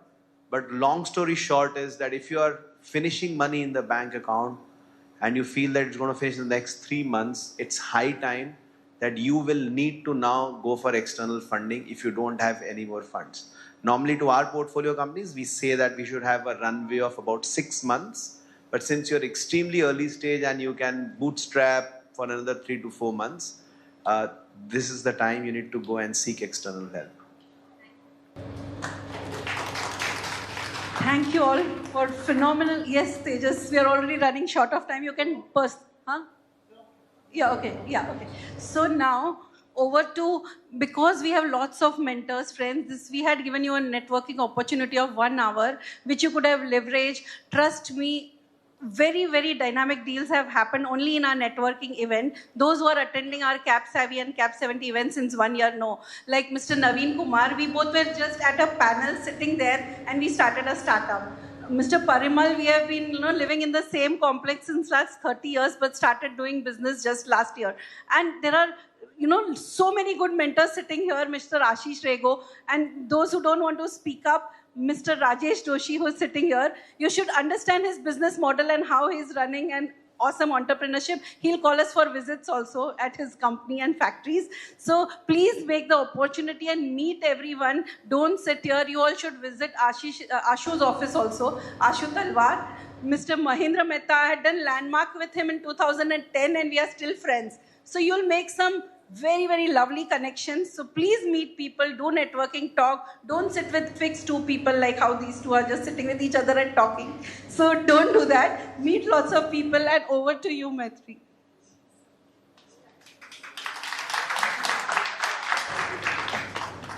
I mean, my question does not make sense anymore about asking, did you all enjoy the panel?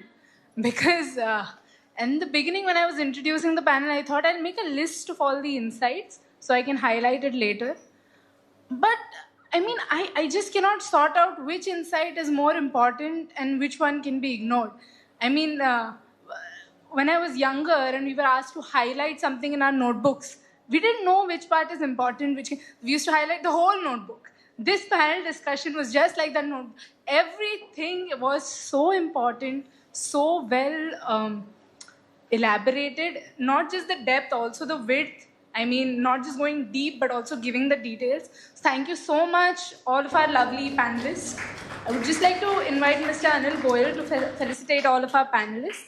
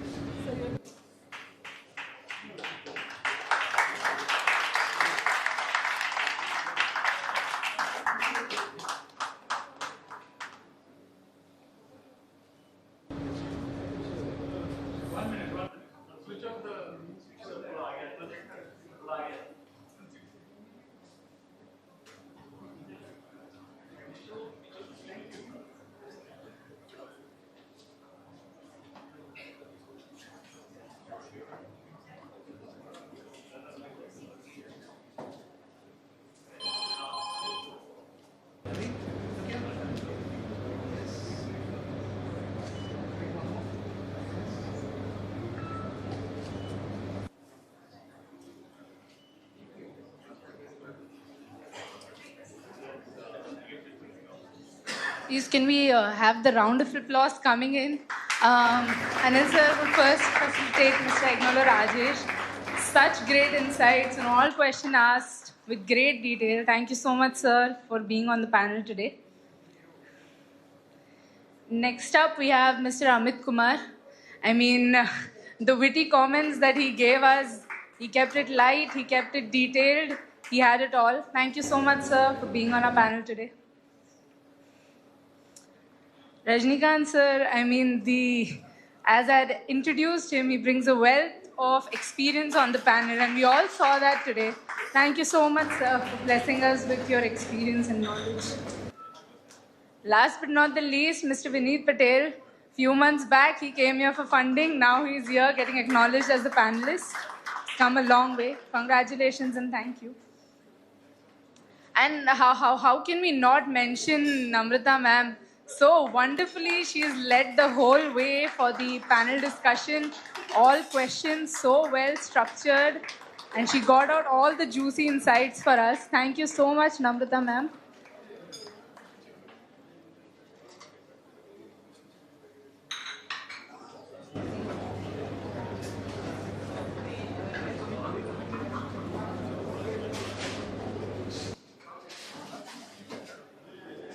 Yes, it's done. Thank you so much. We all noticed a trend where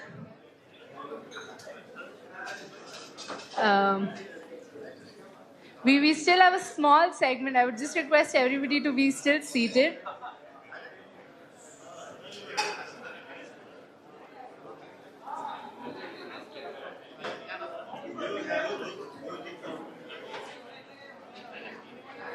I would just request everybody to be seated. We have scheduled a small session before the networking break. Don't worry, we've provided enough time for the networking.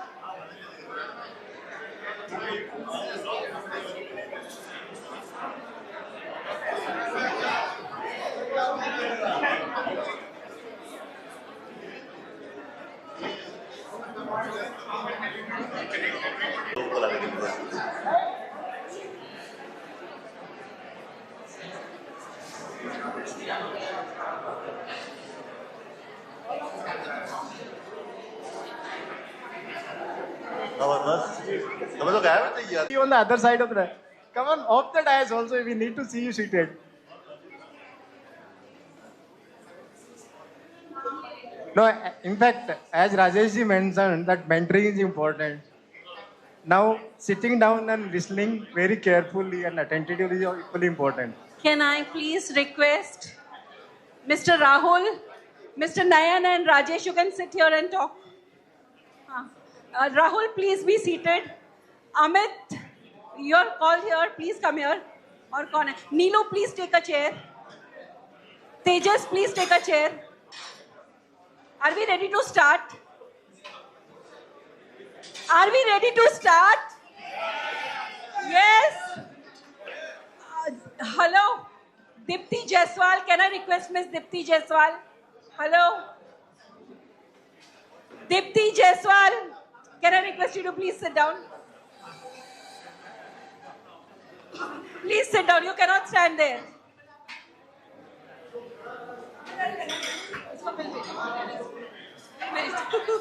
Whoever is now standing is going to pay the price. Naveen ji, bill de do. Rajesh, Rahul, yes, you are about to start. Thank you, all of the audience and guest members who came here to help me to make the audience seated. We have some insightful speakers coming up, post which we'll head to the pitching session. First up, we have Mr. Alok Bansal. I mean, he is a partner at Capsavvy with us and has more than 25 years of global experience in the business. He's a specialist in operations and business management. His reputation as a business turnover expert underscores his ability to navigate and revitalize the businesses facing challenges. All of this is a very, again, background about his career, but I'll give you an insight in the person that he is. One of the wittiest, quickest response-giving people one of the most practical people I've ever met.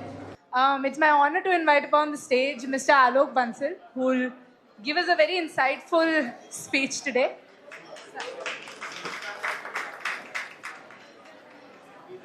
Thank you, Mithila. Good evening. I hope we are all energized after having a cup of coffee or tea. So thank you very much for coming first.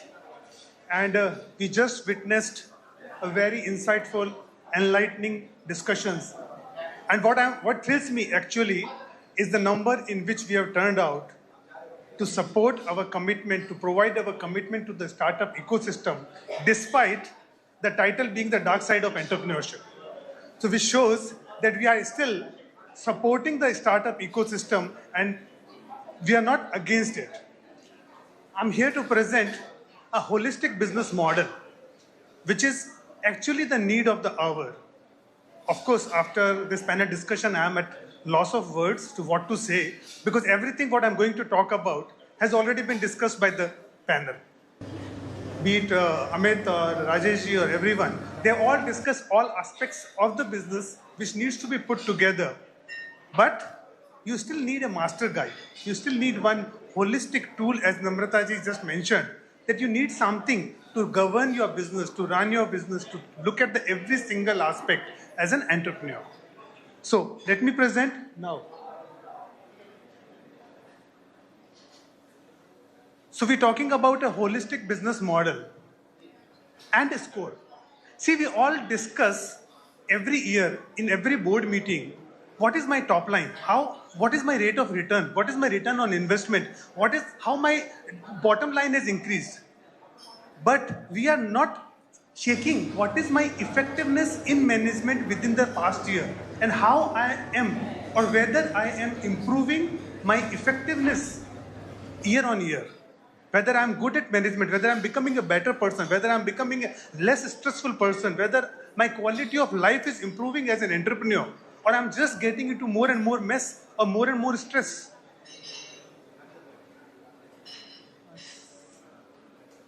So you ever pondered, or of course you must have pondered, why only 5,000 startups secure funding out of 100,000 ones? Or why only 7% small businesses grow to the next level and rest still remains small? Can you cite certain reasons? What are the reasons behind that?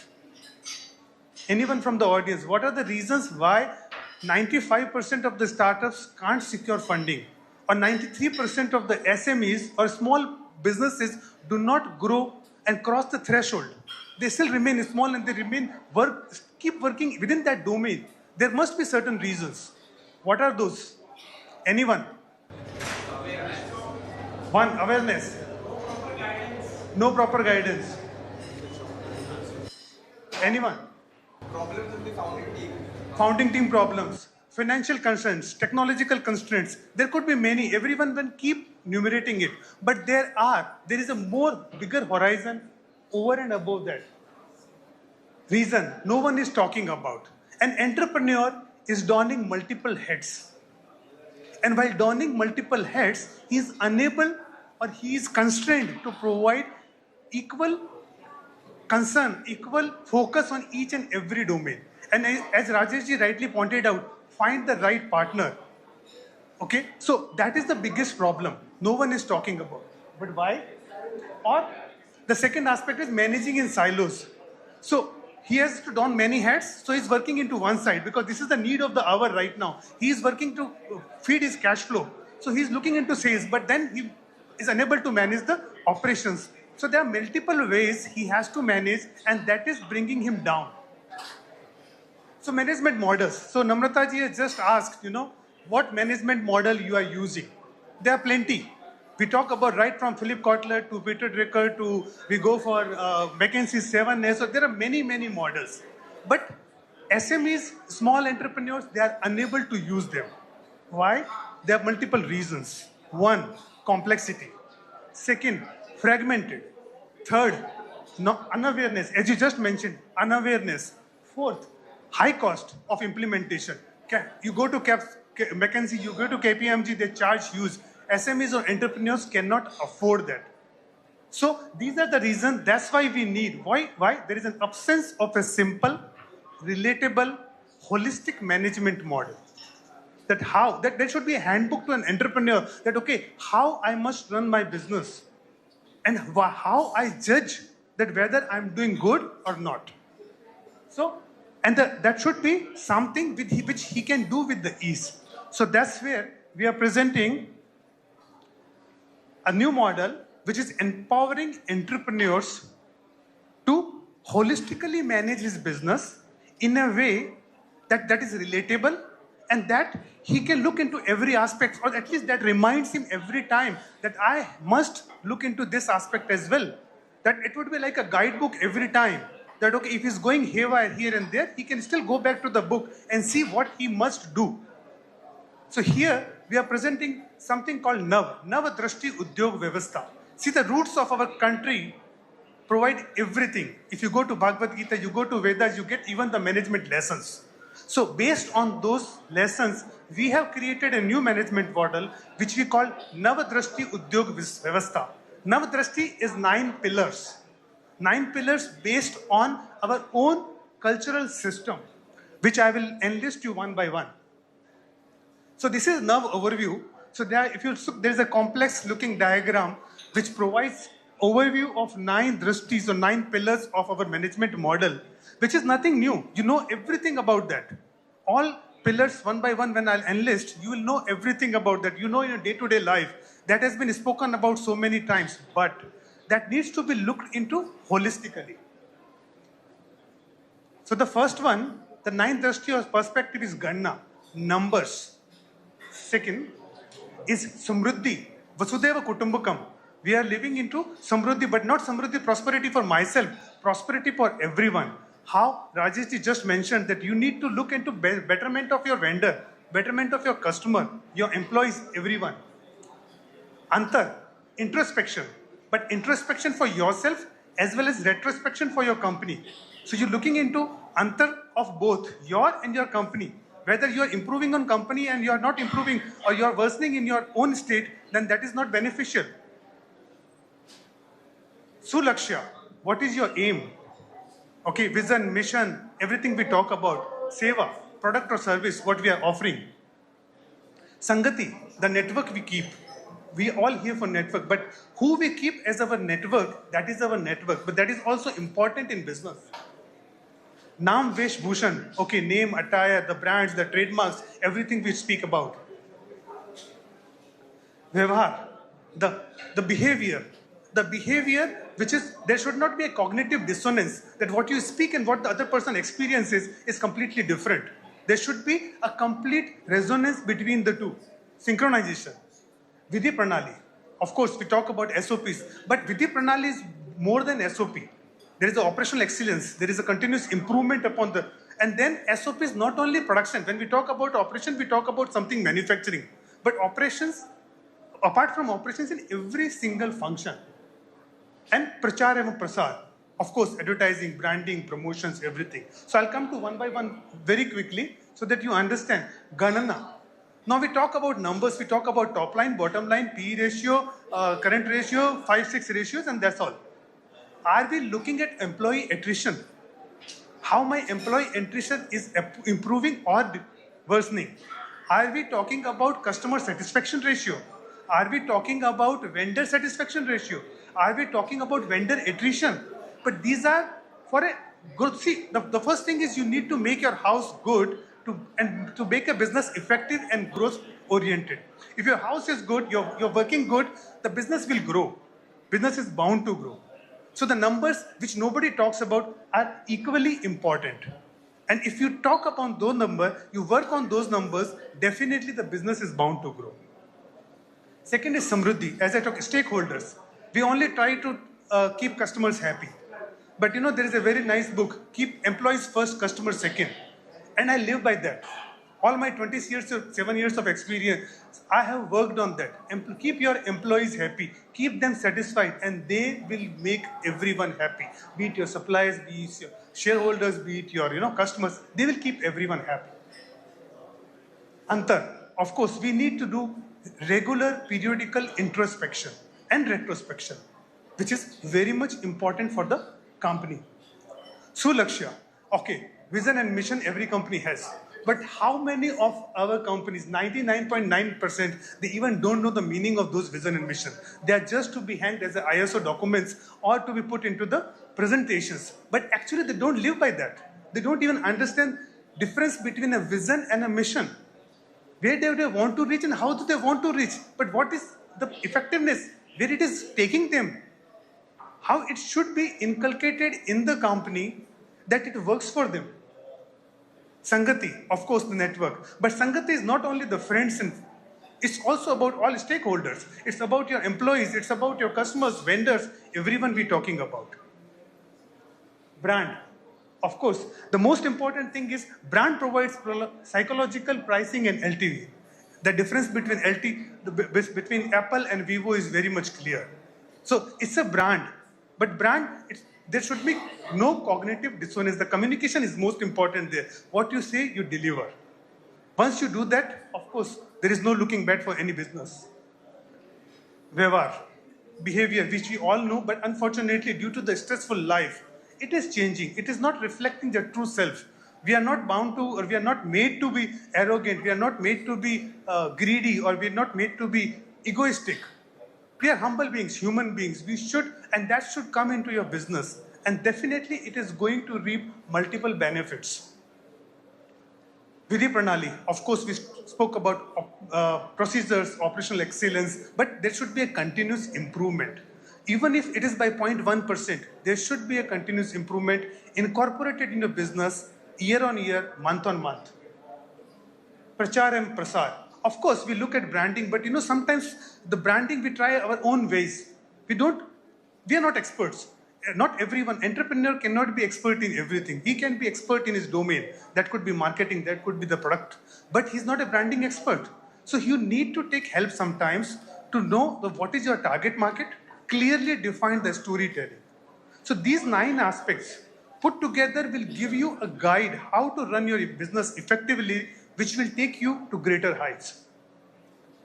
So our takeaway here is holistic business management effectiveness score. There should be a score out of 100, out of 500, out of 1000 that, okay, 2023-24, I was at this score and next year I am at that score. That gives me a feeling that how I managed my company, how effective I am, and that could reflect. We have a CIBIL score, we have various kinds of other banking and financial scores, but there is no management effectiveness score which can provide you how good are you managing your business. That is the need of the hour. So we have created a score called Navdrashti Udyog Vyavastha MyNav score. So we have our MyNav model based on these 9 pillars, which we believe that once implemented, we give you a different trajectory of business, the way of doing business, and the score will provide you an introspection that how you look at the business or how you grow your business. And this is a sample report how it is generated. And what is the impact? A stress-free life, improved quality of life with an accelerated growth. That's it. Any question? We are here.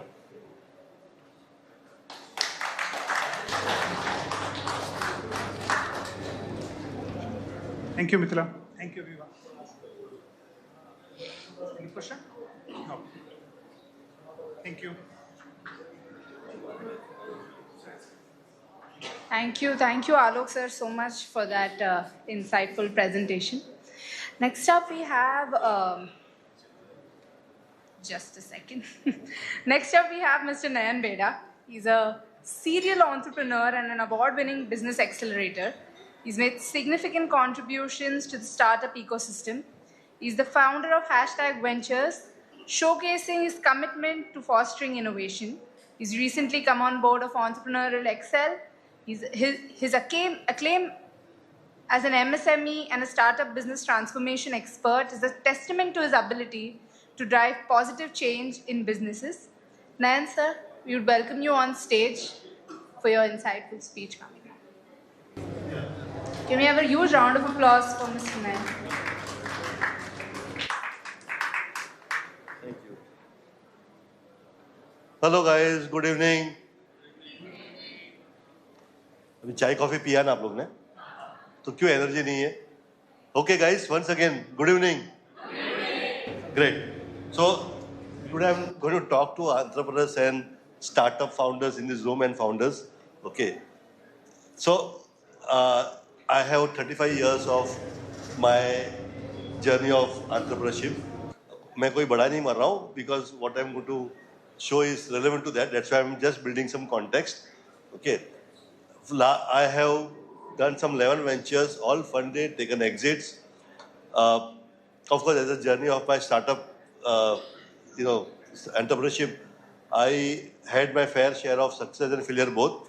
Some projects I made money, some projects tanked, I lost money.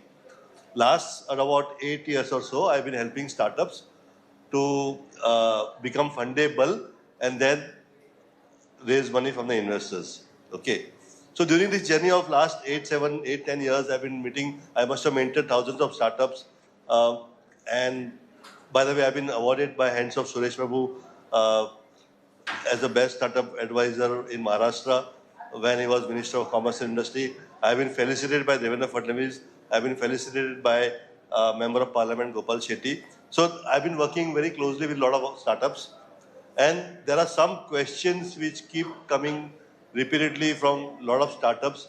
So just see if it relates to you or no. If you are here to, yeah.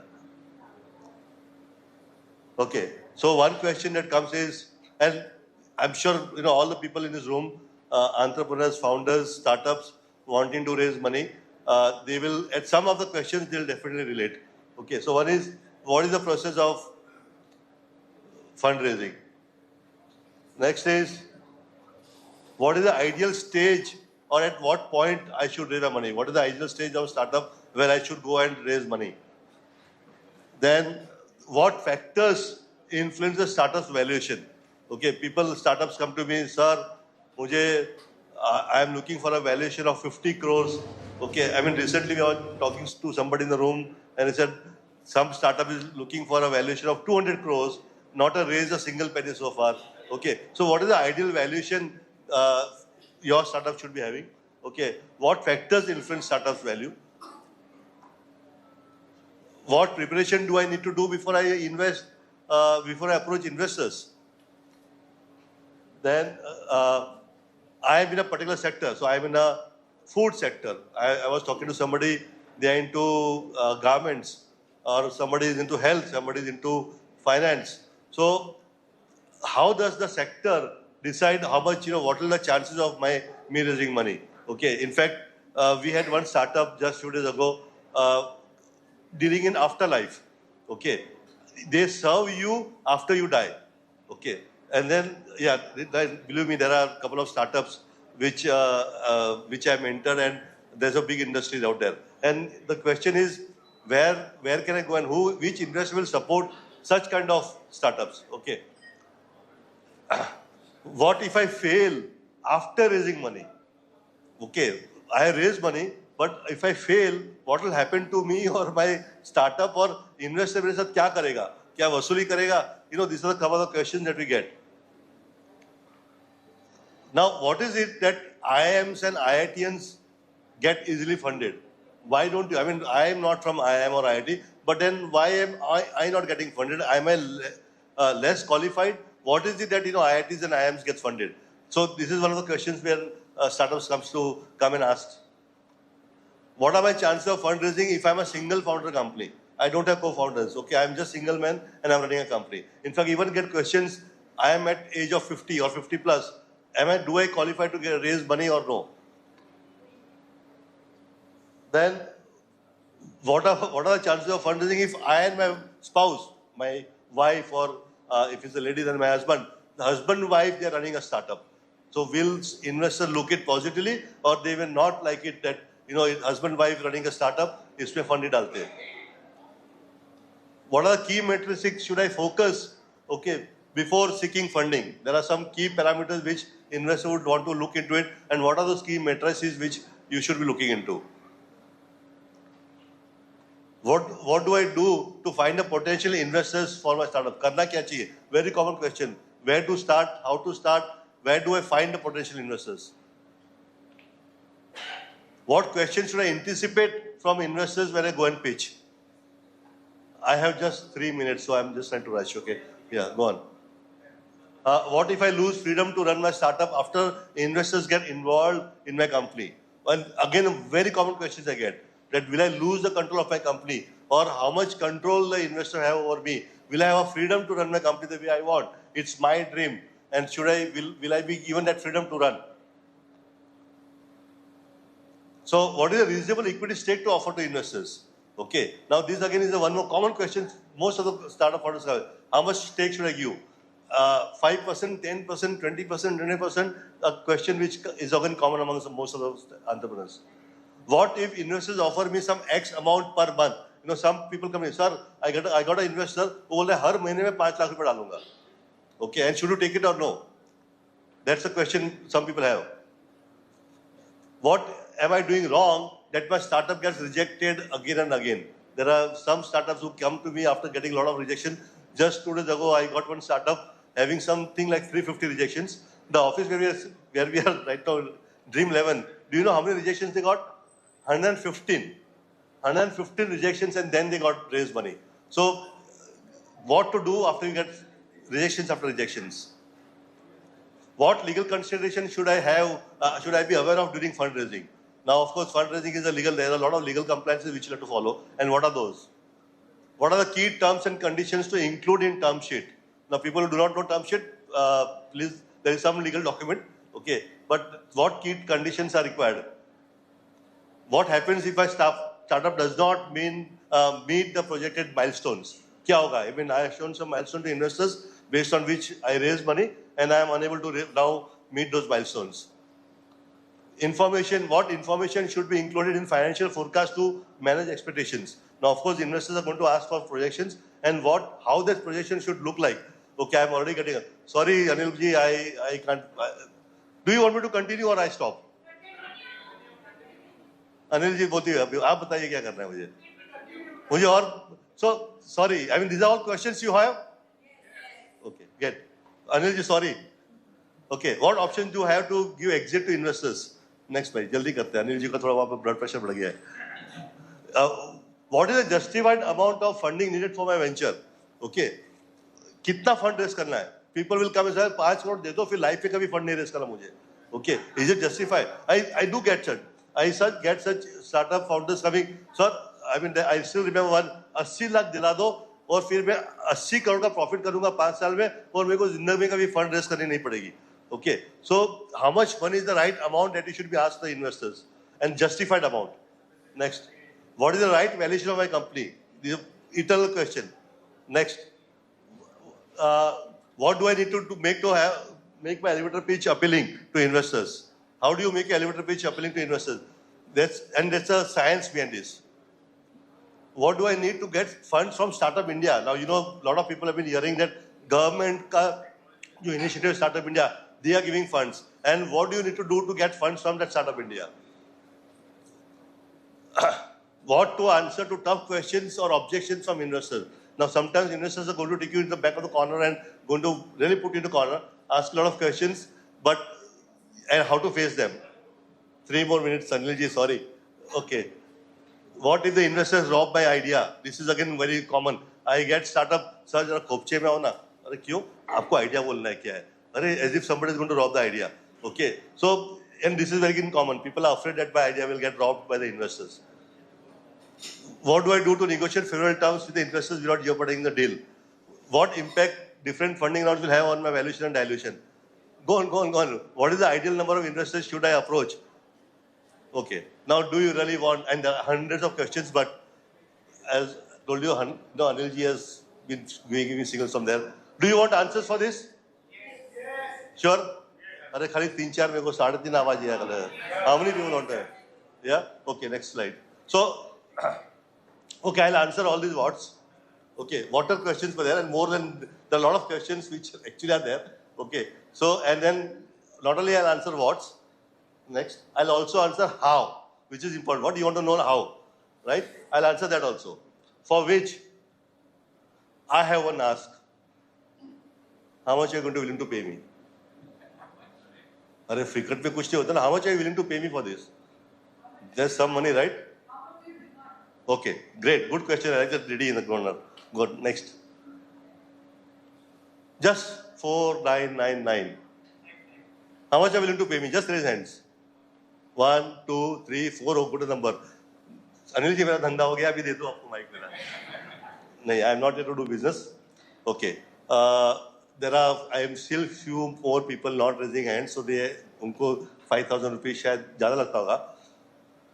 What I am offering, and as a initiative of Entrepreneur Excel, we are offering to you this just for today at 199 only, not even 200 rupees. Okay, we'll teach you all these things, a lot of questions which they'll get answered. That is my guarantee. If those don't get answered, if you don't enjoy, money back. We are not here for money.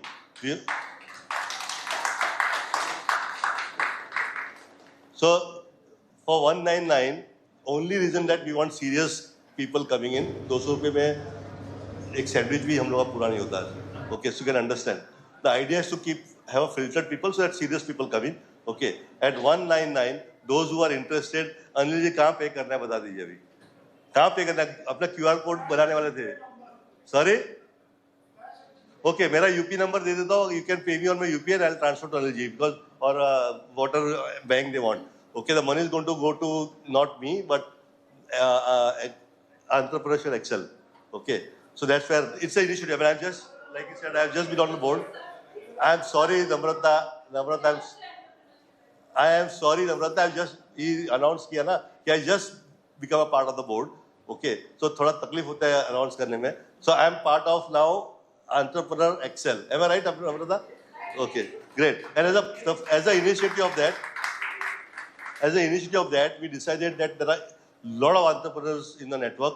They need to understand how to raise money. And there are 1,000 questions that need to be answered. You don't make mistakes. That's why we are taking this initiative. It will be a 3 hours online webinar where we'll teach you all, we'll get you answers to all these questions. Okay. And please talk to Namrata how to pay money for that 199. And it is only for today, mind you. Thank you guys. And sorry, Anilji.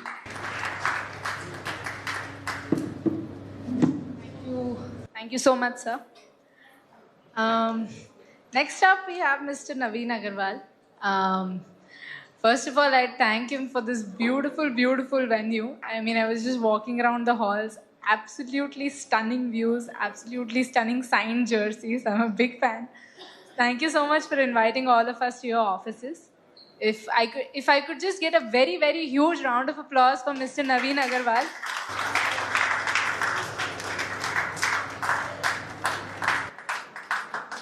Just to give you a background, if you're not already aware of Sir, he's a CFO DREAM11.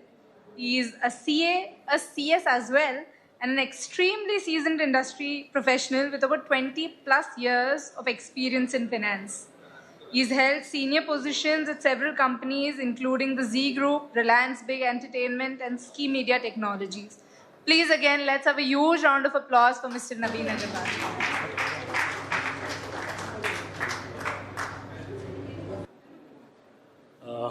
Good evening, everyone. I have been asked to share DREAM11 journey very briefly. You know, I will not take much time, and I won't come in between investors. You know, the company investor pitch and the investors. So I will quickly run through the presentation. The presentation is all about DREAM11 journey, and I think we can start. So these are our two founders, Harsh and Bhavit Seth. Harsh Jain and Bhavit Seth, they are friends, and it's a school friends. They started this journey almost 15 years ago, and when they were studying, they used to play fantasy sports, which is available in US, and that's how they, it's kind of we replicated this concept in India, and we did it in IPL when the IPL was started in 2008. We started this company called DREAM11. This concept was launched in 2008. Now, what problem we are solving, right? It's the most important problem. What we are solving is the billion Indian sports fan didn't actively engage with the sports. There is nothing. You are watching on TV, you are watching on whatever digital platform. there is no way to engage with the sports. Fantasy sports basically allows you to engage with the sports. And that is how we are saying that fantasy sports solves that problem. Let's move to that. So I will not go into detail. Everyone knows how to play fantasy sports. You select the match, make the team, and you compete for the points. That's the, very, nutshell if I have to explain it. Now, this is very interesting. It is 15 years journey, Dream Sports journey. As I mentioned to you, we started in 2008. The founders, and I think Nayanji mentioned also, the founders gave almost, they pitched almost 150 times before they got funded for the first time. And the company got funded first time in 2015. So till such time we were operating on the, it was free to play model. We were working, we were basically earning out of advertising revenue. We launched the freemium model in 2015. And that was the game-changing point, because then onwards we started receiving the traction, Once we started with the freemium model, that's where you can see that, we started in 2015, we had 300,000 customers, and today we are sitting on 220 million customers on our platform. Some of the key milestones, which is in 2017, we signed up Dhoni as our brand ambassador, and we started TV advertising when we got funded Series A, Series B. That time we started advertising, and we got a huge traction on our platform, and our, from 300,000 user to we moved to 17 million customers. So I will skip quickly, but these are some of the milestones we started. Then we started sponsoring leagues. We are associated with IPL. We are associated with BCCI. We are ICC, La Liga, Hockey Federation. You name the association, we are there as a partner with them, and that's started somewhere in 2019. Let's go ahead. Business model, as I told you, it's very simple. You pay the entry fees. More than 50% people are winners. So in this particular contest, you can look at 66% people who participates in the contest will be the winner. And so we believe it's a very, very democratic, as far as the winning is concerned. We ensure that maximum people win so that they come and play again and again. This is not a platform to earn money. This is a platform meant for only entertainment, So I think people should realize that this is not a place to make money. Go ahead, yeah. Now, this is very interesting slide. We are, as I mentioned to you, on Dream11 platform itself, Dream Sports, we have 220 million customers. Fantasy sports itself, we have 200 million customers, and this feat we have achieved very, very recently. Only 2 weeks back, we achieved this milestone. We offer 12 sports, and we host almost 12,000 matches in a year, which is spanning from, all the sports are there, whether it is kabaddi, hockey, volleyball, basketball, everything is there. So, and in terms of certain other milestones like 11 million concurrency that we achieved in this World Cup, that is also a new record. So 11 million people are on our platform at any point in time. They are doing something, or they are joining the contest, they are checking the score, and that is how the 11 million concurrency we achieved. We process almost 35 terabyte data every day. I think this is, I think, major thing, because I don't think any company, any gaming company in India today deals with this kind of data, which we deal with. And on a particular day, we did 43 million paid transactions. So these are some of the achievements. Go ahead. Now, Anilji insisted that I must show this slide, and I should share some revenue and profit and my journey. So, as I mentioned to you, we started in 2008. We changed the business model in 2015. 2016, when I joined this company, the annual turnover was 10 crore. And you can see that FY22, this is audited results, we are almost at 3,800 crore revenue. And we are profitable, so we become profitable in financial year 20. So after 12 years of journey, I think the patience and perseverance is very, very important. I think all the panelists discussed about it. But I think this is an example which shows that our founder consistently ensured that they are following their passion. Go ahead, yeah. Next slide, yeah. These are some of the investors. Let's move on to the next slide, I think. This is also Dream Team. We are a couple of people, these are all CXOs. Go ahead, the next slide. Yeah, this is very important from a perspective now. What is next?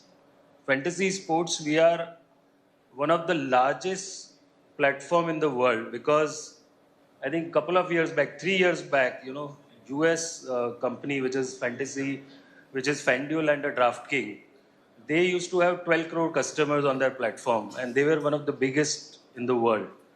We have surpassed that record and today we have 20 crore customers on the platform. So what is next now? So this is what we are doing. We are creating a new ecosystem around the sports. We are dealing with the merchandise, sports merchandise today. We are investing into esports. We are also promoting grassroots sports. And we have also invested into a couple of companies which deals into virtual sports. So this is the path forward for us. We believe that, the Indian online sports fan, which is somewhere around 500 million, that will increase up to 700 million in 2027. Go ahead, yeah. Now, this is the ecosystem, so I will not go into much detail, but we invested into almost 9 portfolio companies, and we started around 4 new businesses in Dream11. Go ahead. Now, one of the promising businesses is FanCode. What is FanCode? FanCode is a OTT platform for sports matches. This is OTT platform meant for tier 2, tier 3 matches, which is not available on Hotstar or TV or Reliance, Jio platform, because those are very, very expensive properties. We all know that, how much Jio paid for IPL rights, almost 27,000 crore. These are tier 2, tier 3 matches, and we do live streaming. We have 10 crore users on this platform, and we are one of the fastest live score. If you want to see the match score, please go to our platform. You can download this app. This is absolutely free. Go ahead. Now, this is interesting business. This is DreamSetGo. DreamSetGo is, what is DreamSetGo? It is basically a sports travel experience company. So anyone wants to watch sports match anywhere in the world, so we will arrange your ticket for that event. We'll arrange for your travel and hotel. And this is what we started this premium service around 2 years back. We were exclusive partner for, Man U and Chelsea. These are the football team. We were exclusive partner. And today we have exclusive right for Paris Olympic 2024. So anybody who wants to watch, let's say want to go to Olympic for watching Olympic events, and they have to buy a ticket from us, including the government also. So we have exclusive rights. Go ahead, yeah. Now, recently we launched this, one of the division, which is Dream Game Studio. They have launched this cricket game, which is Dream Cricket. I think if you get an opportunity, please download this game. We have launched this only 3 weeks back. You should try it, test it out, and please give your feedback. This is a virtual game, like I think a couple of similar games are available. But I think FIFA is very, very popular. Everybody is aware about FIFA. FIFA is very popular, and we are trying to, achieve that kind of standard for this particular game. Please download this game. Go ahead. This is also another platform so strong where we you can play game and you can earn the prizes. So again, basically you're competing with the partner who is playing against you, and you can make money out of this. And some of other portfolio companies, Alivar is again, it's a sports merchandise company where we have invested. Fitter is an online community for health and fitness. This is a fitness app, and Kelomore it's like a book by show kind of app for the booking your, sports, what do you call? For basically you can book your coaches, you can book the venues, sports venues across India, you can book from Kelomore.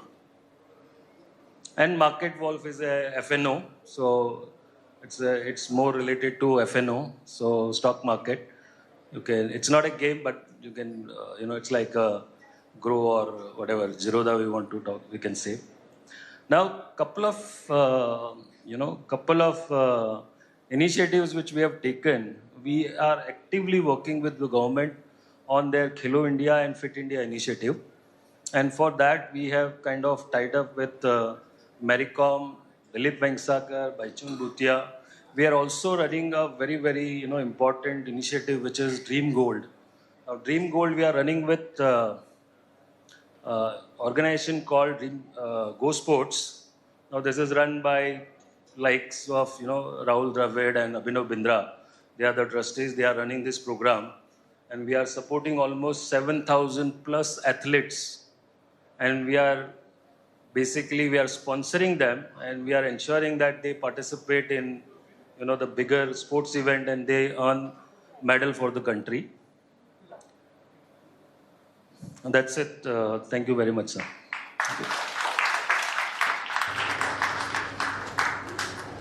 Please, sir, I would request you to stay back and call Alok sir to facilitate, sir, just with a small memento.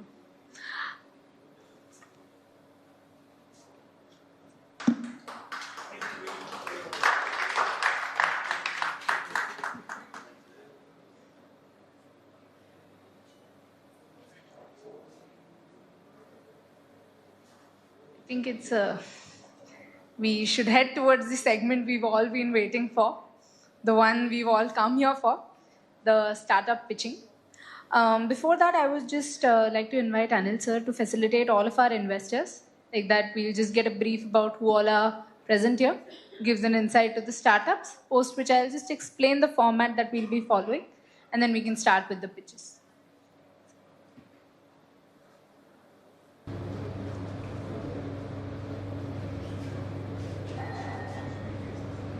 First up, we would like to call Mr. Ashim Jolie. He's the founding partner at Apero Partners and an angel investor.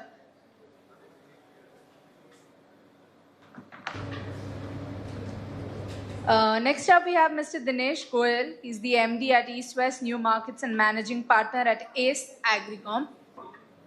Please keep the applause coming in.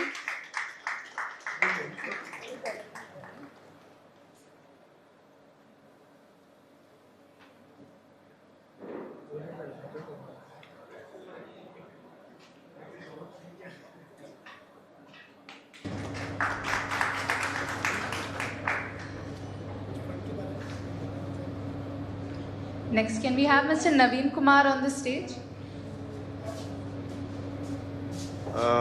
Thank you, Anil, so much for letting me barge in your program where I was not listed to be a speaker. We basically, I'm a part of a South Asia Tech Fund. It's a fund listed in US, and we make investments in India and Bangladesh at this point of time. But the name suggests that it's South Asia Fund. So we don't mind investing into other countries of South Asia also, but we are still waiting for their economies to be able to make us, find the right startup there. Another, important point for all of you to know is we are a growth capital fund. So we generally come in at a stage where, you are going in for Series A or Series B, and where you have already proven that your concept has, working well, your customer relationships are working well, your tech is working well, your operating parameters are in place. So at that point of time, once you have proven that and you need fund for expansion into entire India, or maybe you want to go to the world, and at that point of time when you need money, this fund is basically for that. And I'm very happy that I'm here. Our idea is that keep track of startups who are growing well, and start interacting with them once they start finding traction. And once the traction comes in, I think we are there. So in the end, I'll say that 3 cheers to all of you guys. I think it's the mindset of winning.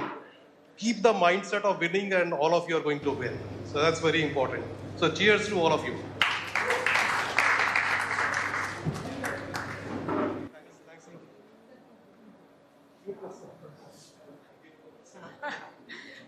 Next up, can we please invite Mr. Naveen Kumar to the stage?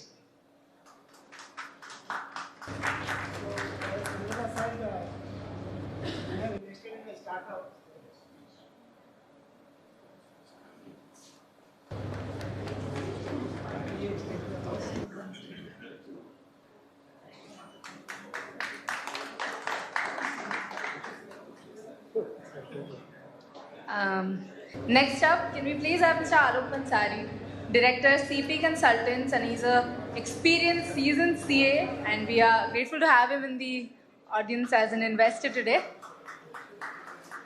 He has been my mentor for years now.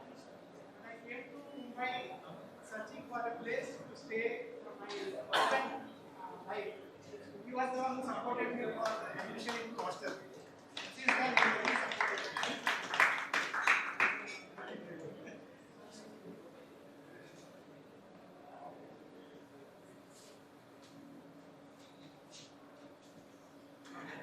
Well, Anil, thank you for your kind words. What I did was a brotherly affection. I mean, I did nothing unusual about that. So you don't, but in any case, you remember it. It's a great feeling. Startup mentoring is my passion. Though by profession, I'm a chartered accountant with family business activities. How many of you are startups here right now? May I have 2 minutes, Anil? Because I believe we are running little bit behind the schedule. Startup is what? Start up. 2 words. And that kinds of sums it up. It should be a new idea, and it should be moving up and up only. It starts with an idea.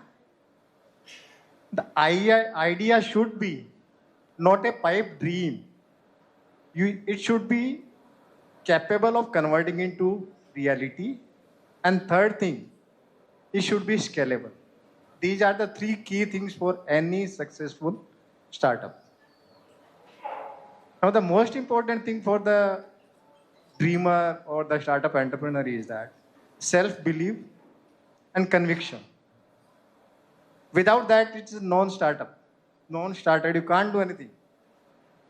Now, the valuation is just a derivative of your dream and your capability to convert into reality. You should not start with the idea of just having a valuation game. It's just a derivative. How you can think of an idea? Idea can be built up around anything. See, I'll not be taking much of the time. I can speak for hours together on this topic because it is very close to my heart. See, one pitfall which I would like to point out to all you dreamers, I use the word dreamer, not startup entrepreneur, that you have to be self-confident that you can do it, number 1. Number 2, you have to be properly focused. See, many times what happens, you have a great idea, but that idea which you are focusing is great, but you are not channelizing your efforts in a proper direction. I have done quite a few things where the idea was sort of validated, weighted by me, but the direction was totally wrong. When the direction was corrected, they were hugely successful. How many of you know about the first startup in our country? The very first one in India. Have you heard of it or do you remember it? many years ago. I would say almost 2 decades ago, or maybe more than that. At that time, startup was not even heard of. No one was aware of what is startup. Contest to win. Remember Alok Kejriwal? You must have heard, Google it. What he thought of, what he did.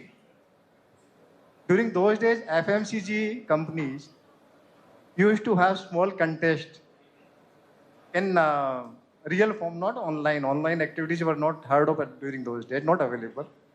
They used to run small contests just to make their product more visible. So what he did, he devised small contests for those. Unilever was one, Hindustan Lever during those days. And just imagine, at that time, his startup, or rather the company, was valued at 100 crore rupees. 100 crore rupees is a lot of money, even today. 20 years ago, 25 years ago, it was unthinkable. Thank you very much. In case anyone need any help, I'll be more than happy to help you. Thank you.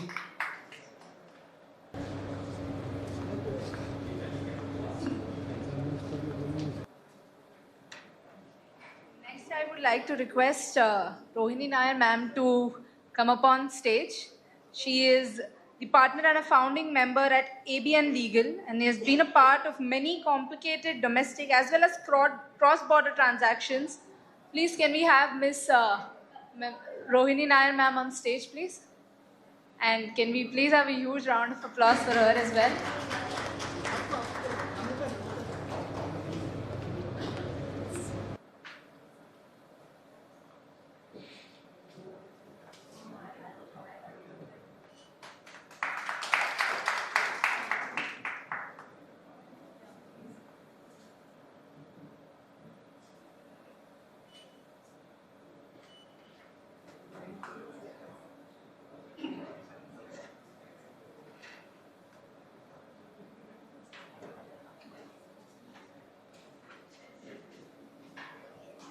Thank you. Hi, good evening. It's good to be here. My name is Rohini Nair and I run a law firm in Mumbai. I work with startups, I work with investors, and yeah, it's good to be here. Thank you very much for having me over. Thank you. Have a lovely evening, guys.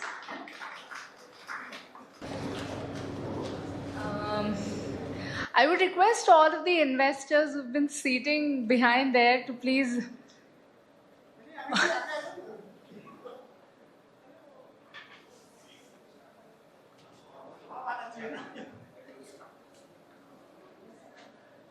Amit sir, please, if you could just come here in the forefront, and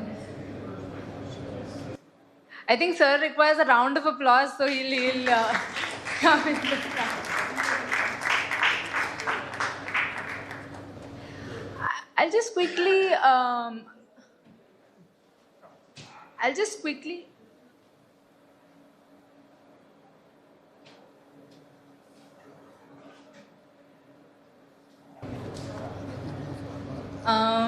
so what Falguni is doing right now, she's handing over a file which contains a one-page summary of all the startups who are here. It also includes a I am interested placard, which you can raise anytime during the pitch if you find it interesting. This will help the startup know that you're showing interest and help them pitch more towards what your needs will be like. So the format we are following here today is that each startup is given a 10-minute time to pitch, followed by a 5-minute Q&A session. More than welcome to all the investors to approach the startups later, because already I think we are way behind the schedule, so we wouldn't want to extend this time. But as the startups have already been briefed, your pitch deck will be going live on the projector. You all will have 10 minutes to pitch. I will just give you a soft nudge at the 8-minute mark that you have to wrap up your pitch because you just have 2 minutes remaining. Post which we will ask the investors to have any question or answers to be asked. Thank you, Falguni, for the placards. Ladies and gentlemen, our first startup is Jewelers Gem. Let's turn our attention to the thriving gem of India's jewelry sector, often refers to as the Sone ki Chidiya or the golden bird. Jewels is an innovative B2B and B2C solutions seamlessly connecting customers with retailers on a singular streamlined platform. Mr. Rupak Garg is a gemologist and entrepreneur with 2 decades of experience and a proud graduate of IIM Calcutta. Mr. Garg is here with us today to pitch his business, Jewelers Gem. Let's welcome Mr. Garg.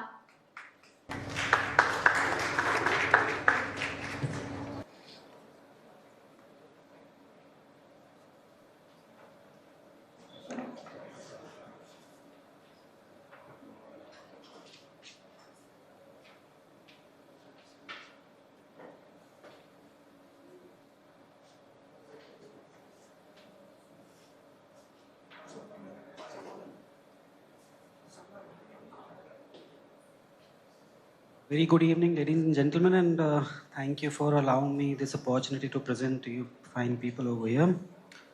I will start with my introduction, basically. So I'm a third-generation jeweler with more than 22 years of experience into this industry, and an MBA from IIM Calcutta and a gemologist from IGI. I have been into retail industry for the 9 years. I have served in manufacturing and wholesale for more than 11 years now. And understanding the pain points currently imbibed within the industry, right from the travel journey, from ordering process, from the retailers to the manufacturer, and the entire process till why the products land into the hands of the retailers. It's not just complex and cumbersome, but it is actually a hassle held to the minds of the retailers itself. So currently I would like to take upon a brief tour to one of the finest integrated jewelry platform dedicated to this segment. And when I say jewelry, we are encompassing only the real jewelry, be it diamond or gold or polki jewelry. We are not entailing any sort of artificial segment itself over here. So we all know that how fragmented the market is, given the fact that it's a $270 billion industry, but that just on cards, much more lying underneath the table itself. Coming down to the main pain points, when it comes down to the barriers to the manufacturer, so they have a huge inventory pile up, they have to make a plant setup, then going on to create sample line, real products, which are need to be carried by their expert marketing team to the various retailers across India, reaching out to places like tier 1 and tier 2 cities, but currently avoiding tier 3 town areas just because of the amount of danger it entails and the risk it has. And more than it really adds upon a couple of percentages in the cost of the manufacturers while they are supplying to the goods. Secondly, the major problem with jewelry industry is the supply chain management and the design sharing pattern, which obviously is not as easy as any other product which we can just click on the mobile and share it to the prospective buyers or the customers. So these constraints of reaching out to tier 1 and tier 2 cities and larger numbers only, this really have a very large helm upon the manufacturers, wherein they are imbibed only to work upon with a certain format of goods itself. When it comes down to the retailers, these pain points really go very large. Right from the placement of order, they have to supply the raw materials which travels through Anglia services, which is pretty much costly. In India, it could range something between 700 to 1500 rupees per lakh rupees, and the travel movements could take days, and it's too risky for the movement as well. Now, secondly, the major challenge is the minimum order quantity accepted by the manufacturer, which actually left the retailers at a mercy of the manufacturers, through which they are not able to interact with multiple manufacturers at one point of time or at any given point of time. So a retailer, I'm talking about a normal brick and mortar showroom, which do not have capacity to work with more than say 2, 3 or 4 manufacturers at any given point of time, given a 15 lakh rupees bracket, which is a minimum order quantity for every manufacturer. Secondly, the government mandated rules in terms of certifications and this process of hallmarking and everything has really made the entire process much more complex and cumbersome. Given the fact that this entire journey, right from ordering process to reaching the hands of the retailers, it takes approximately 55 to 60 working days, and a huge blockage on the capital either from the side of the manufacturers or the retailers. Now, we as Zweller are trying to alleviate all the pain points currently imbibed within the system and providing with one-stop solution to all the retailers and the manufacturers. How we are helping the manufacturers is we provide them with a complete digital catalog, which actually helps them to zero in on the risk of traveling and minimize their marketing cost. simultaneously helping them out to magnify their market size and reach out to smaller retailers across India, whether they are in tier 2 town areas, suburban areas, whether it's small or big order size or whatever it be.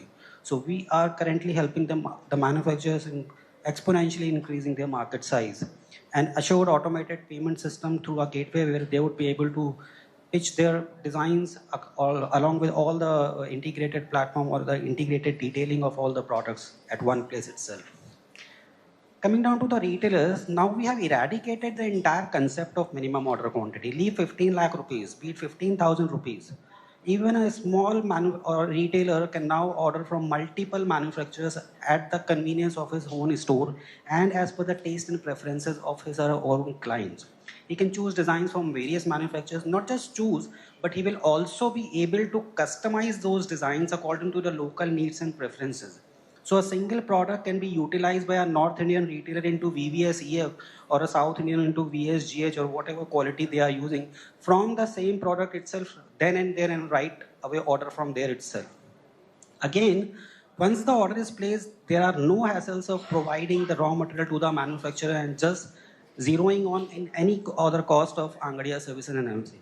Each and everything from end-to-end solution, right from raw material to certification, is taken care of by our company at one single point with all the certifications done under one roof and sent or dispatched to the retailer within 21 working days sharp with all the things incurred in itself. This way we have tried to smoothen out the entire value chain by more than 65%.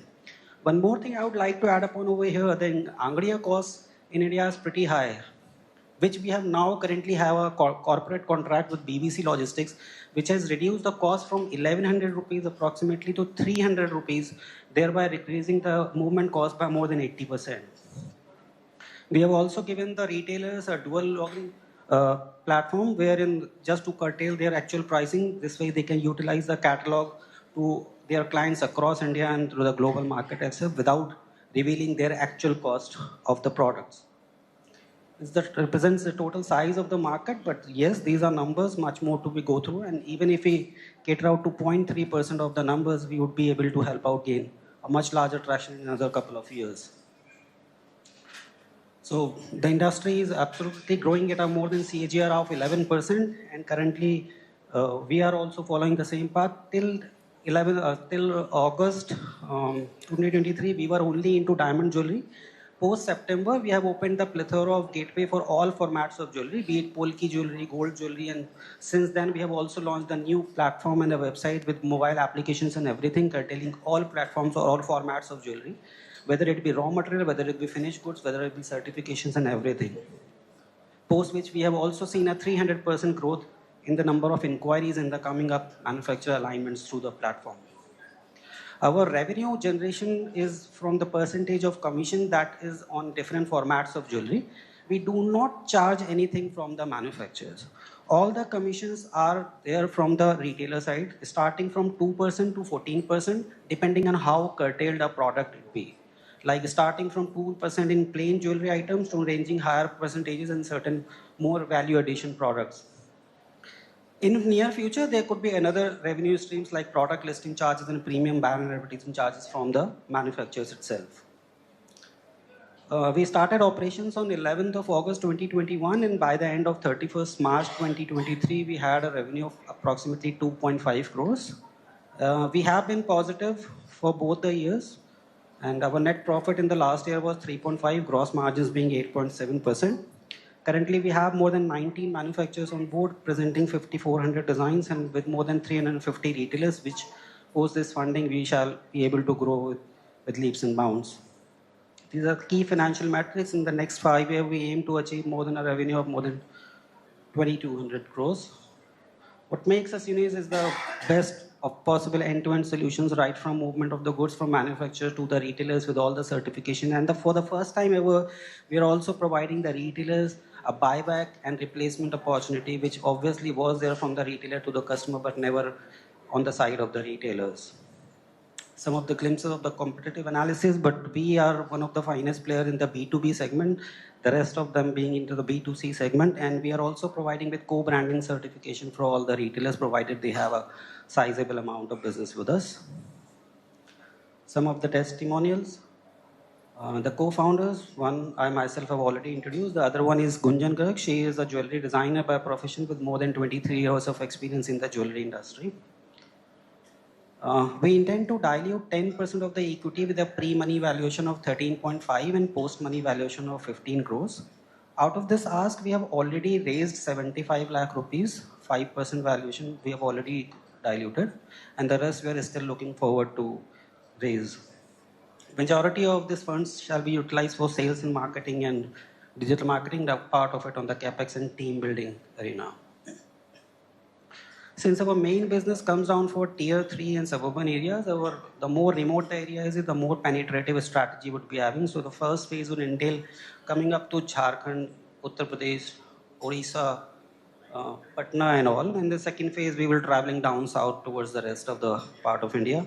In the global diaspora also, we are coming up with an office in Dubai at Meydan Free Zone. And some of the top-notch manufacturers from Turkey have already visited us to be on board as a manufacturing partners. That was it. I'm open to questions, whatever it be. Thank you.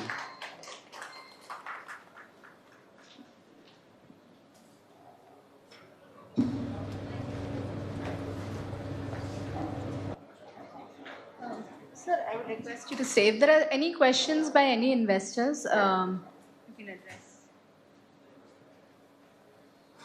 So I'm open to any questions, just in case if you have any. Yes, sir. So the deployment of this money that you're raising, what is the deployment for? Basically, sir, it has to be done for sales and marketing. We are now building a physical team. So one would be for the side of vendor management, another would be for the side of sales, wherein we'll be deploying manufacturer, vendor management, one person each in Surat, Mumbai and Jaipur, because these three are the major hubs. Right, sir. Onboarding them, helping them out for more hand-holding, giving them and listing and everything else. Secondly, we intend to deploy DSAs in every state, 2 DSAs, starting from Bihar, Patna, Jharkhand, and all, gradually moving to other states. And your technology is fully operational. Yes, sir. Integrated with logistics partners and payment gateways. Everything. Payment gateways, sir, we have not taken up, although we are still in consideration with HDFC Bank. We are just trying to reduce the charges because at given points... Without payment gateway, how do you charge your client? We do give them our net banking details. Pardon me? We do give them our banking details. But yes, we shall be integrating the payment gateway and everything by the end of this month, because we have recently launched the new mobile application with more integrated features on 30th of September itself. Earlier it was... Can the investment happen in a structured milestone basis way of revenue generation by your company? Yes, we can do. And how flexible are you on your valuation? No, sir. We have already committed to the earlier investors, so it will really not be a good idea to move ahead anything lower than that. So there are too many platforms who do the same job. How does this make you different? Sir, basically, we are providing end-to-end solutions. Whatever platform you currently take up, whether it be Bluestone or Carrot Lane, they have their own inventory selling their own products. But yes, there are a couple of more players also who are providing these services like Sarafa Bazaar. But they are more of a just dial kind of a thing, wherein they just give the detailing or the introduction of the manufacturer rather than involving themselves into the business. So in my case, it is purely a business model. I would say it is more of a transactional model from our end, because all the billing for the retailers is done from our company. So the manufacturer bills to us, we bill to the retailer. So we really do curtail invoicing in part of the manufacturer. So you're not going to be flexible in the valuation part? Sorry, sir. I could not give losses to the immediate investors who have relied their trust on me. 75 lakhs is committed, you're looking out for 75%. So I'm open to diluting. 75 lakhs. I'm open to diluting a couple of more percentages, starting from 10 to 15%, but the valuation would remain same. So, who's there currently on your cap table? So there are 5 investors basically, 2 from Dubai, 1 from Mumbai Angels, and 1 Ms. Reshba Munjal from Gurgaon. Any one of these investors are giving you support for growth, or they have only invested money? No, sir. All of them we have chosen have been done strategically to help us with growth. Like I would say, for example, like Mr. Sandeepan Lashkar, who is from Dubai, he is helping us set up an office in Meydan Free Zone, taking care of all the Dubai operations and everything. And another is Aditya Singh. He is based up in Oman. He would be taking care of the operations, settling down things for the Kuwait and other Eastern markets. Reshba Munjal has been taking care of export territory division for Dabur and Godrej, and she would be helping her out to expand zones on those horizons. There is one person, Amit Singh from Mumbai Angels. Although since Mumbai Angels was interested taking up a stake, but they wanted a bigger chunk. By that time, we have already diluted with 2 partners, so it didn't went to. So he actually invested in his personal capacity. Okay. Do we need any working capital, or it's all kind of? So working capital, we do not need for any sort of inventory management. It is all for the services that we are currently doing, majorly being spent upon the marketing activities that we would be undertaking. So you don't need to maintain any inventory, not No, the sir. sample. We don't maintain any inventory. Not even the samples or something like that. No, sir. And what are the profit margins? So starting from 2% to 14 to 15%, depending on how layered a product would be. So I will give you a brief example. Like if it's a plain gold band, we cannot charge anything more than 2% because it would really violate. It won't be sellable. Now, if you say about diamond polki jewelry, since it's a very layered product with different segments involving different portions that are coming into picture, so there the profit margins range up to say 10 to 15%, depending upon how layered a product could be. Like solitaire, there is a very open market. You cannot charge anything more than 2%. And when I say 2%, I'm talking about a net value, not a gross value. So net value on 2%. But similarly, when it comes down to say what we call as a pudiya in diamond, so there the profit margins can raise up to say 7 to 10%. So it depends upon the marketing scenario, and that is why this is where our expertise dives in. So how do you see the growth plans in terms of this 1.74 crore turnover?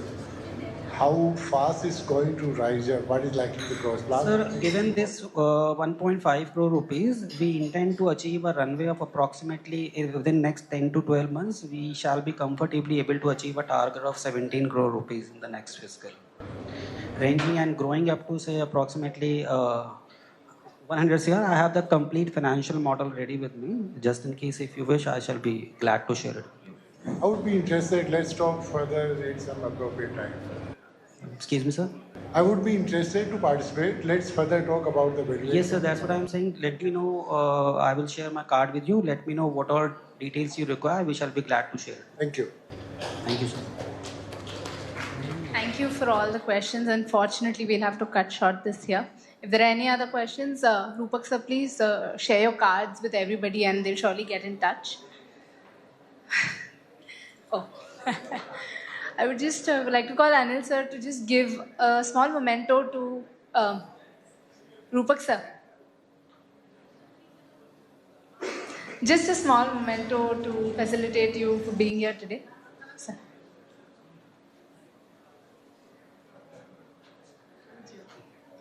Can we just have a huge round of applause for sir?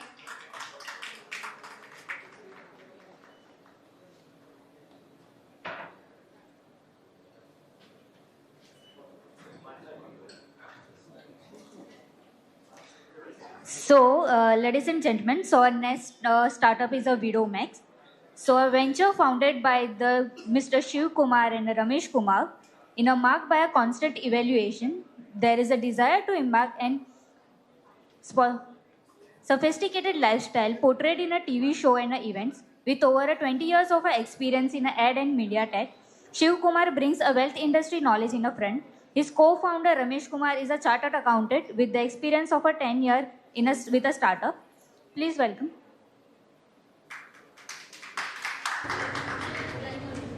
Good evening, everybody. Thank you so much for the introduction. So since we both are here, I would take you through the pitch deck and question and answers. We both would share across to take it further. But before we start, I request you to take a look at 1 minute watch on the video, please. Platforms and home screens. When I say home screens, it's the TV in the house and the streaming platforms into product discovery engines, and thereby convert them into video commerce platforms. So with this, what happens is I reduce the friction between identification, inspiration, and purchase, thereby engaging the consumers and make the products available for sale on the streaming platforms itself. So what problem are we trying to solve is, say for example, when you watch a food review video on YouTube, you go to the store directly and buy. is the guy who has influenced you to purchase that through a food review video, the influencer, is he getting paid? No. The same logic we brought into our industry, the mainstream media, that is in the films and elite sector. That's what we are trying to do. There is an article which is used in a movie, which I like as a consumer, but the article is given by a brand, some X brand, but I buy as a customer elsewhere, which need not be directly from the brand actually who has given the brand for usage in the film. There is some connection which is being missed, which I am trying to connect here. So what happens is, I'm creating a new stream of revenue for the brand which actually sponsored or gave their article for utilization in the film, and for the video or for the producer who has actually created the content, a new IP right, a new IP right called as video commerce right. That, and then from the platform side, we generate revenue out of that. So solution what we are trying to build is for the TVs and streaming platforms, and that's a new stream of revenue what we are trying to fix for the brands as well. So one example for you to take you through, since we come from the Tamil industry, I have taken an example here, but Hindi, there would be multiple examples once you go through this. There's a movie called Varisu which released in Tamil during January. The movie's pre-release event happened on December 25th. Between 25th to the release event, there are 20 days. During those 20 days, during the pre-release event, the song which got released has become a massive hit. And the shirt which the actor wore was extremely popular, and all the first copy reproducers have reproduced and sold it in Pothys or Chennai Silks, or no names supposed to be intended, sorry for that. So all the retail outlets, it's put across for sale, and the information what we got is not less than X number of thousands of shirts got sold, and out of that, not less than 1 crore of rupees of revenue got generated. Now, the costume designer or the brand which created or facilitated that shirt did not make money. The producer or the ecosystem which has participated in getting that product reach masses did not make money, but there is X somebody else who made money out of it. So now with my technology, I can enable the users inside the ecosystem to generate that extra revenue and share some extra piece amongst the stakeholders in the same industry. That's what we are trying to do. So how do we achieve this? There are two phases. Though my end vision is video commerce, the first is something called as brand exchange, where I integrate the production houses and brands on my platform, through which there is business which happens. So this particular platform is today already live and running with us. And we have already, we started working with few states in South industry. I cannot give you exact names and all, but just to protect the confidentiality. And brands wise, not less than 50 plus brands is what we have onboarded for now. There are decent names which are well known in South as well, which are part of our platform today, which we would be willing to disclose once we have a proper NDA signed up and all.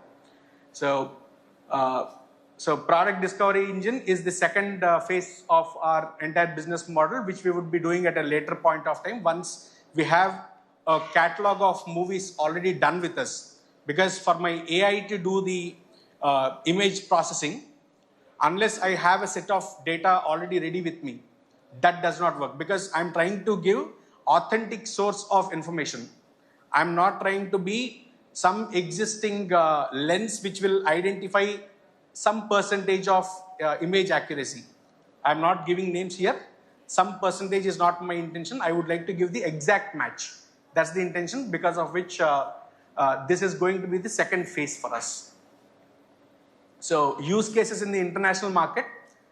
If we look at Korean drama series, K-drama, there are platforms where the costumes which are used by those artists are made available based on the particular K-drama accessories and all are available. But similar does not exist right now in India. So, so plan-wise, my first phase is already live and running. Second phase is something which we would be doing in 2 years' time. But the journey so far is we have already validated the idea with industry experts. There are mentors who come from various industry backgrounds with whom we have validated already. And coming to production houses, not less than 20 plus production houses are already with us. And brands wise, not less than 50. The numbers what are here are at least 2 months old. So apologize for that. And today we are working with not less than 12 movies. And the first movie we have already finished. And it is getting released next month. Probably by this month end or next month, it would be released. That is where our first revenue got generated already. And coming to the market size, e-commerce as such is assumed to be at least a $300 billion market in India by 2030, of which video commerce is going to be $72 billion market. That is where we are trying to enter into. And in video commerce, there are multiple ways of video commerce which can happen. That is short video format, long video format.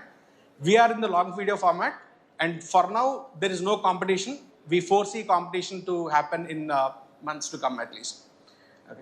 So that's broadly of the business since the time is up. So coming to the funding ask, we have a funding ask of 1 million, of which there are already interested investors from South which can cater to the half of the funding requirement as seed round.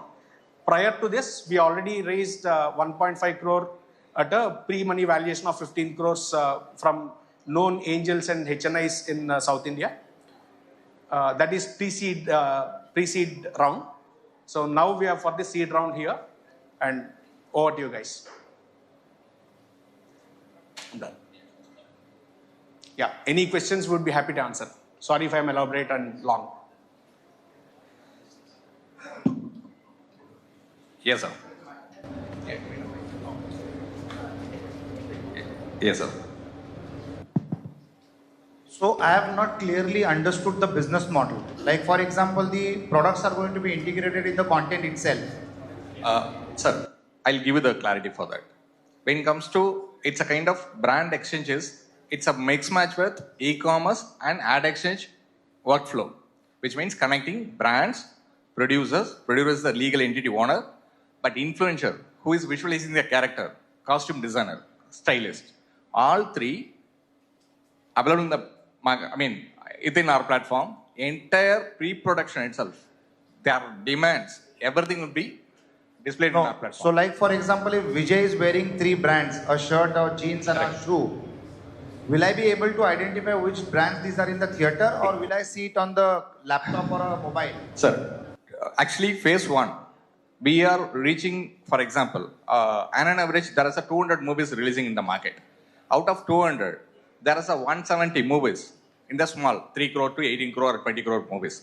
So until otherwise, who knows buying which platform going to buy the OTTs. But all the movies going to release in the theaters. We are converting theater and ticket booking platform into buy the product. That's the offline model. When it comes to streaming platforms, might be some of them can buy the audio labels, some of them buy the television rights, some of them can buy the regional languages rights. They need not to bother about that. Wherever they can buy the content, they just plug and play. That's it. No. If Vijay is wearing 3 products, correct, sir. How will I understand which these 3 products are? There is a will I be able to understand that in the theater or on my iPad or a mobile? Where will I? Wherever you touch and click, right? Yeah, correct, sir. When it comes to the theater it's an offline model. Anyway, second of entire catalog will be mapped in that single URL. That URL has to be converted into QR code. There is no, the same similar logic will be applied in the ticket booking platforms, because we are the one who is owning the data. We know that from the entire thing. We are the one connecting all 3 together. Then we are the one who is creating the tripod agreement with us. That's a A. Second thing is, for example, Vijay wearing the three outfits. Three outfits will be invested into Vijay or production house to integrate that product. Because why they are not integrating now, right? There is no visibility, or that is not, which is not converted into the sales. That's the reason brands will be afraid to invest into that. That's the reason. So thanks to the technology or thanks to the market moving towards into that direction, we are connecting all the three dots. So that three dots, there is a sponsorship revenue. That is the ticket size is very, very small. Because it's a kind of, that's the reason a producer will be become as an affiliate partner each and every sales when it comes to the theater or the ticket booking platforms, wherever. Who is bringing the traffic? They retain that chunk. For example, let's assume 15%. We are retaining the every sales commission. That 15% splitted by 3. One is for the who is bringing the traffic, either theater or streaming platforms, whoever may be. Then 5% will be again retaining the producer. They'll become as a royalty affiliated partner. Then again the platform will be retaining similar. That's how the affiliate sales works. The same similar way. There are two different business models. One is for the sponsorship revenue, one is for the sales revenue.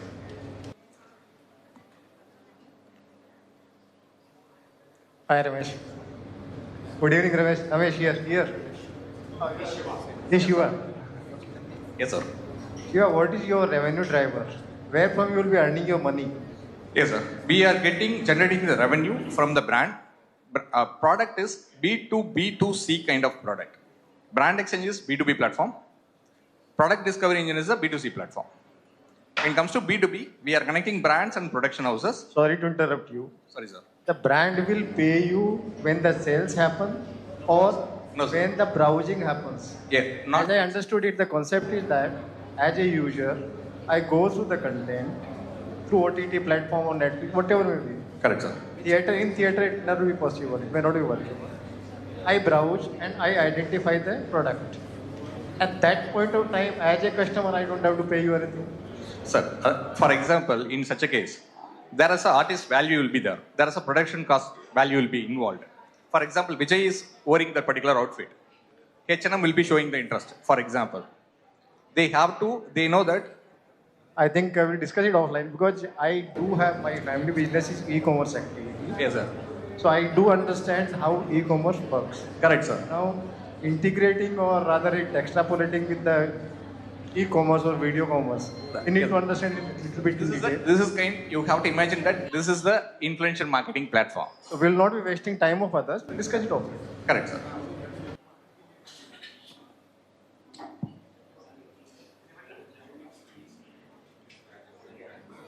So I think there is a lot of gap between what the concept is and what we have understanding. Okay, please. So I think if you can send us a pitch deck. Sure. Primarily, I would be interested in this because I've got a lot of B2C companies in which I have my investments, where my customer acquisition is my criteria. So you send me the pitch deck. Primarily, we are happy with this. Production houses in Mumbai, Bollywood and all that is not a problem for me. Okay. I can get you connected very comfortably. We are not equipped with that. We are onboarding the brands back to back. That's a process. Yeah, so even that is not a problem for us. Brands as well as the production houses, that's not a problem. Yes, sir. But I am really a little confused with what exactly can you do. If I am a viewer and I want to buy the shirt that Rajnikant is wearing. Sure, sir. Okay. Where do I get to know what brand is? Okay, sir. Do Just I imagine take a that, picture sir. by the mobile in the theater? When it comes to that theater, right? I'll first give the example for the streaming platforms. When it comes to streaming platform, there is a Prime. I'll give you the example. When it comes to the Prime, when you pass it, you will get the artist information. The data will be managed by the IMDb. So I'll get the data. Correct. But if I'm watching it in the theater, how will I get it? Where is it? If I'm watching the movie in the theater. That is converted into QR code. That QR code will be placed in that. But I click a picture of the guy. What do I do? No, sir. Just you have to scan that QR code. That poster itself, because his producer is part of the game. Theater is part of the game. Okay, got it. They'll communicate that audience. On the poster, I'll get a QR card where all the products will be visible. Even that before PVR starts, they can communicate their audience saying that because they are getting every sales, they are getting the conversions. Revenue. Now I got it.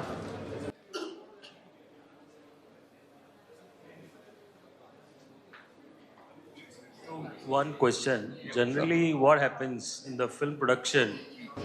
People, people basically sign up with the producer Brand sign up with the producer in advance. While doing a filmmaking, they sign up in advance that okay, you will wear my shoes or my fashion, and you will give me a credit in the film. Okay, and then they tie up with the manufacturers in advance. So before the film comes to release, they have already tied up with the manufacturers as well as the retailer, whosoever maybe. And so before the moment the film gets released, that stuff is available in the market. Correct, sir. Okay. Now, how will you make the revenue? Because the rights have already been sold to a particular brand. They have, producer has already signed up with the brand partner. Correct, sir. They are giving credit in the film. Correct, sir. Okay. And the market stuff is available already in the market. Correct, sir. How will you make the revenue now? Yes, sir. When it comes to the producer signing the agreement, right? Producer is going to sign the agreement through the platform. Hereafter, that's a what is that scenario? We are signing the agreement with the producer. Why? I'm just saying that why, let's say Manish Malhotra or very big names, why they will sign up with you? Correct. I tell you something, sir. When it comes to Manish Malhotra, they are the costume designer. When it comes to the movie, there is a 80% is the costume stylist. They'll go and buy with the ready-made products. Only special costumes, only that appear in that for the special sequences like songs or something like. Even at Manish Malhotra, I mean, we are also onboarded. We can show that at next slide. What is the collaboration already we had? Already we have you seen this? This is the Tamil industry, all the costume designers, all the producers, active producer council is part of that. It's a brands already. Already the same thing we entered into the Telugu market. We onboarded, it's close to we are saving producers money for 1 to 5%. That's the reason they are partner with us. We are helping the brands to convert into sales. That's the reason they are partner with us. We are saving money too, because it's a kind of, for example, if producer is already existing model is, they are signing with the brand. Until otherwise movie release, any table, that product might be cut. There is no guarantee for that. Until otherwise might be most of the movies can't release that. Time delays might be happen. Who is taking care of the financial risk? Who is taking care of the conversion risk? After the sales, who is going to be taken care of that omni-channel tracking? So everything will be, we are helping them, all the stakeholders getting benefited, they need not to bother about that. Sure. Between the production houses and the brands. I got your point. Sure, I think we'll talk offline. Let's. Sorry for the delayed thing, please. Sorry to the next participant. Shall we just share your cards and they'll. Naveen sir, could we just have you on stage to felicitate the startup with a small memento? Shiva, Ramesh, if you... Just a little memento. Can we just have a huge round of applause for our pictures here?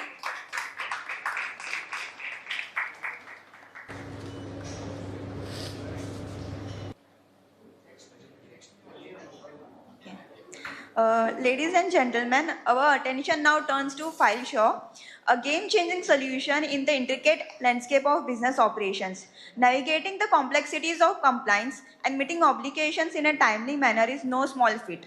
The burden of managing crucial deadlines, diverse compliances, and the intricate segmentation of company data can often pose formidable challenges. In response to these challenges, we introduce FileSure, an integrated platform offering a comprehensive solution to streamline compliance processes and facilitate in-depth financial analysis. At the helm of this transformative venture is CA Tushar Mohite, a seasoned chartered accountant with a wealth of expertise in the field. Please join us in welcoming Mr. CA Tushar Mohite, the founder of FileSure, as he takes us through the innovative genre of simplifying and enhancing the landscape of business compliances. Please welcome.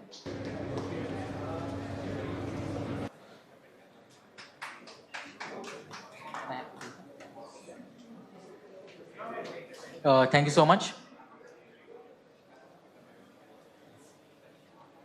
Hello, I'm Tushar Mohite. I'm a chartered accountant by profession and a programmer by passion. I would like to take you through our platform, FileSure. So FileSure is basically three... can we have a bit of a silence, please? Bit of a silence.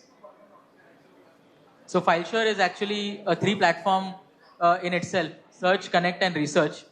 So I'll take you through everything one by one. Whenever you want to start a new private limited company, that new private limited company takes you 15,000 in professional fees. You have to fill up minimum 15 to 20 pages of forms. And 1 lakh rupees capital is minimum needed to start that company. Now more than that, like sir rightly said that all entrepreneurs are dreamers. So more than the money and the forms you are filling in, the dream is what it takes to start a company. But let me take you through some facts. Out of the 25 lakh registered companies, 8 lakh have already been striked off by the ROC. That means the registration is already cancelled. There is no point in reviving these companies now. Another 8 lakh of companies are non-compliant. They have not filed the forms. Maybe in a year or two, they also will get striked off by the ROC. Only the 1/3 of the companies that are there in the existence are actually filing the forms and are compliant. Now you must be wondering that why is such? Like if somebody wants to start a private limited company, he's actually taking in so much effort to do that. Then why is he really letting the company go non-compliant? This is the real problem. So I really wanted to dive into this key, the reason for this non-compliance, and though we are pushing the Make in India vision so much, why 1/3 of companies are becoming non-compliant. So if you see on the screen, you must be seeing a lot of form names. And I practically believe that you can't understand anything out of it. Unless and until you are a chartered accountant, you cannot make sense of what are the form names at all. Now these are the compliances that every company has to do on a daily basis, on a monthly basis, on a yearly basis. And looking at the penalties which are there if you don't file this form, this staggering. Like just for a form which you have to upload when you start a company to open a bank account, the penalty is 1,000 rupees a day for the directors. If you don't file the annual returns, the penalty is 100 rupees a day, but there is no upper cap. There are companies which come to us who have not filed a form for the last 2 years. And now they have to pay the penalty of 100 into 365, 36,000 a year. And think of you as a founder. If I tell you, boss, pay 1 lakh rupees ka penalty, you will just let go of the company. So that is the reason that people get to know about these penalties and compliances way late, and they are just abandoning the companies. Because by the time you understand that my company is non-compliant, the moment is gone. The same example is, let's say your car is there in no parking, and if the traffic police asks you for a 200 fine, you'll give it. But if he asks you for a 50,000 fine, you'll say, take the car and go. I can't pay that much. Now, this is what the current market landscape looks like. We have companies and service providers like Vakil Search, India Filings. These are all funded startups. What they're doing is they're creating a one-shoe-fit-all model wherein their major focus is on company incorporation. The major focus is on getting admission into MBA college, but nobody really cares whether you take a job or not. Then there are data companies like Zoba Co-op, Insta Financials. Their major focus completely is on getting, showing you the data. They don't care about the compliance or whether your company is compliant or whether they are helping the ecosystem at all.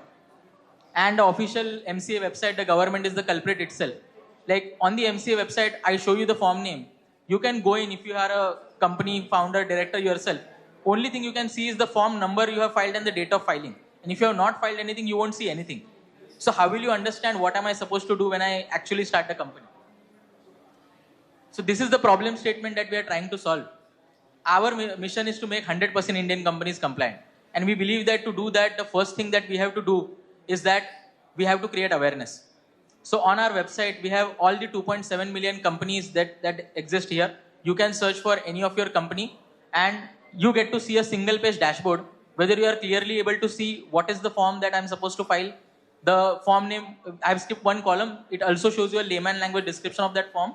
What is the due date? If you have filed that form, we are pulling this data from the MCA website and we show you clearly that the form is pending. What is the as on date late fee and normal fee that you are supposed to pay?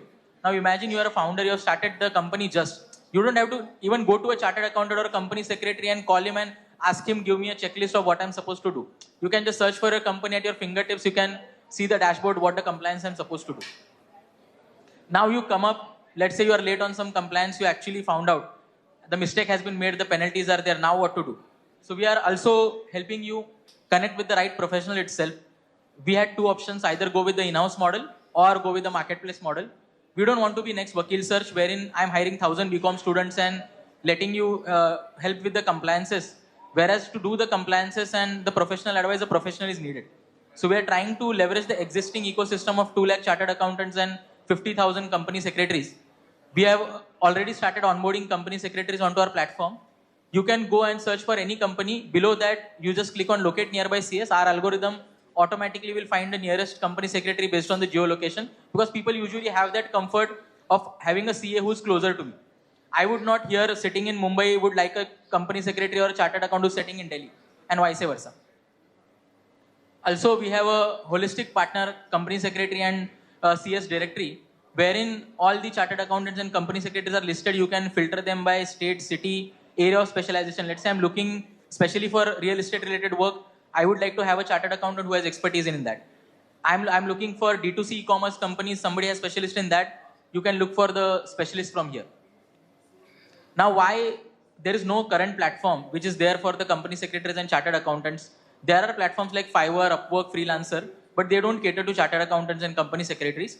It is because the ethics of the ICAI does not allow us to do these three things. We can't participate in any kind of fee sharing. We can't do any kind of solicitation. I can't put a WhatsApp status showing my services. Neither we can be a platform, be a part of a platform which does the ranking system. So our platform is compliant with complete ICAI guidelines. It's a simple subscription model. We basically charge the partners who are onboarded, the company secretaries and CAs, on a flat monthly subscription. There is no solicitation. As you saw, as a company, you will come in and you will click on and connect with the CA. CA is not connecting with you. So there is no solicitation happening. And the directory is ranked A to Z. We are not actually trying to rank that this CA is better and this CA is not. You are able to filter the CA based on your requirement. You want a firm, you want a 10-year-old CA or a company secretary who has just started out. It's up to you.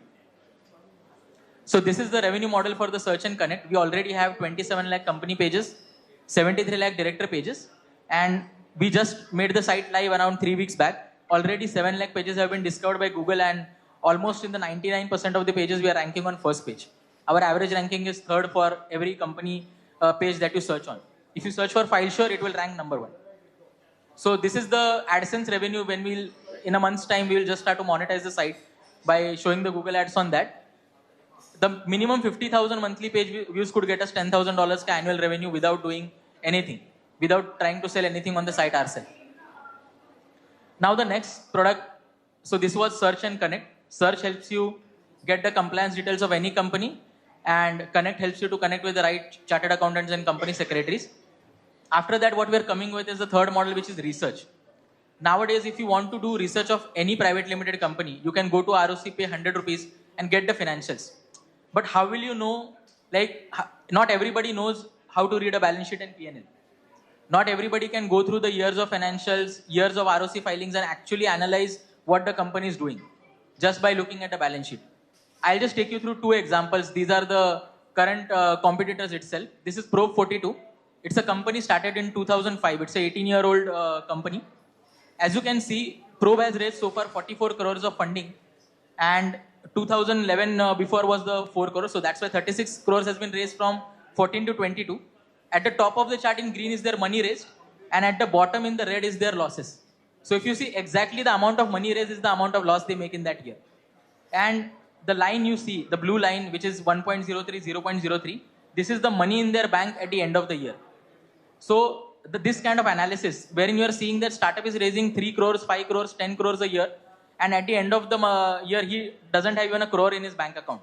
So he has burned through the whole money. So you can see they have made 200 crores ka sales between 14 to 22. They are also showing you the balance sheet P&L data. Their accumulated loss as on date standing in the balance sheet is around 30 crores. This is another competition traction. They also do due diligence and funding research. So if you see the traction, their graph also is similar. The amount of money raised is equal to, sorry. I'll just take a minute more. Amount of money raised is amount of money lost. So the point here is this kind of analysis can't be done by a human, a machine.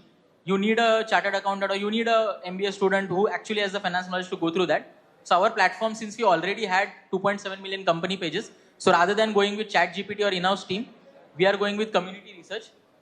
So we'll provide you the data. We will provide you how to analyze the data. We will be creating courses for that. And we have a simple 50-50 model wherein you can come in and publish the research on our platform on the company page, and 50% of the form download fee is with us, 50% goes to the person who publishes the research. That is how we make the money on that. This is our current monthly cost. 2.5 lakhs is the salary cost for 8-member team. We don't have any other cost. All is being borne by the credits we have got. This is our team. Search is live. 100 partners have been already onboarded. And that's our ask. 25 lakhs on a safe note. And we'll be giving 25% discount on the prize round that happens. Open for questions. 25 lakhs for how much? Dilution? So currently, since we are pre-revenue, we are just onboarding the partners. It will take another month. So we can't value the company right now. So we'll be raising 25 lakhs on a safe agreement. And whenever the next prize round happens, we are planning it within a 6 to 8 months time. There on that round, you get 25% discount. So we'll have that round when 10 lakhs MRR is raised. So most probably the valuation would be around 8 crores. Tushar, 2 words of advice. Don't take it otherwise. Number 1, when you are approaching any potential investor, never ever give the negatives of your competitors. By doing that, you are running down your own business model. Sir, number 1. Number 2, in the list of competitors, you have listed chartered accountants, but you don't know the importance of their close relationship with the clients. Number 3, the filing, compliance related filing, specifically in case of MCA, the hurdles are not with the service provider. Lacuna is not with the service provider. It is the MCA portal. So in what way you can overcome? That has to be brought up. Agreed. Thank you. So my point of showing the competitors was not to degrade them, but to show that why even after raising so many funding, and there is a market, there is a sales that they are doing. When they are doing 200 crores of sales, there is a market and they are trying to help them, but they are not able to cover the cost because they have huge teams where they are paying the salaries, and that's how doing the research. But we are trying to come up with a model where we can avoid that. So what do you rate this market to be in the next 2 years' time? And are you operationally ready today to generate revenue, or there are some adjustments still pending to be done? Not sir, but we have already made the platform live and we are onboarding company secretaries. No, onboarding company secretaries, but has the revenue generation started? So how our pricing model works is, there is no fee for listing onto the platform. For 1 month, we are giving a free trial. When you want to respond to the proposal after a month, you have to be on a paid plan, which is priced at 2,500 per month. So you have not reached that stage still? No, it will take another month because right now we are onboarding the partners, so 1 month trial will get over in December. And how are you promoting this concept? Because what basically happens is, there are too many good products available in the world, but people are not aware about them. Agreed. So how are you going to be discoverable?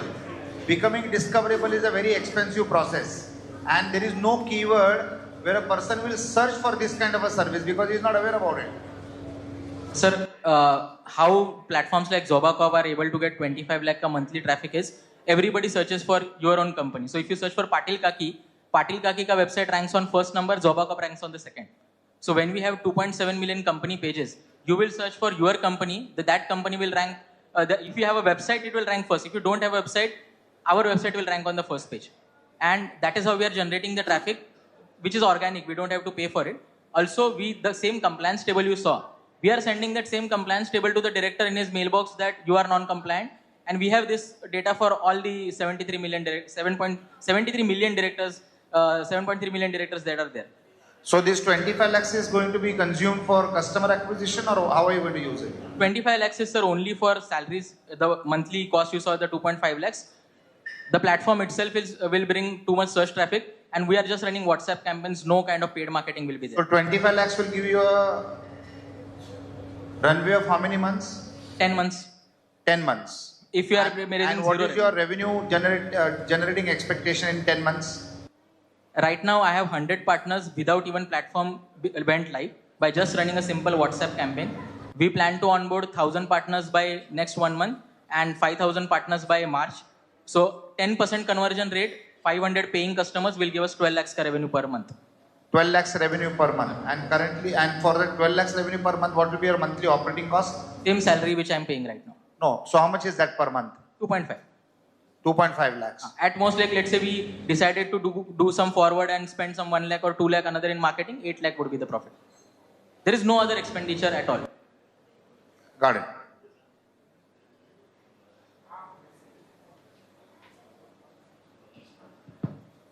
Anybody else for questions? Done. If I I could just request you to come and present a memento to sir. Sure.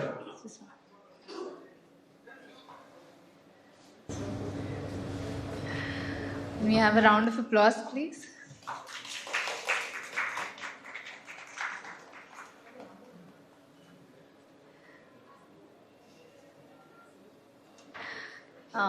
Last but not the least, we have the next company coming up, Loan DPR. In the realm of business, navigating the intricate loan requirements presents a formidable challenge. Often businesses encounter hurdles from the complexities of loan prerequisites. So this next startup is planning to work in the same space. If I could just welcome the pitchers.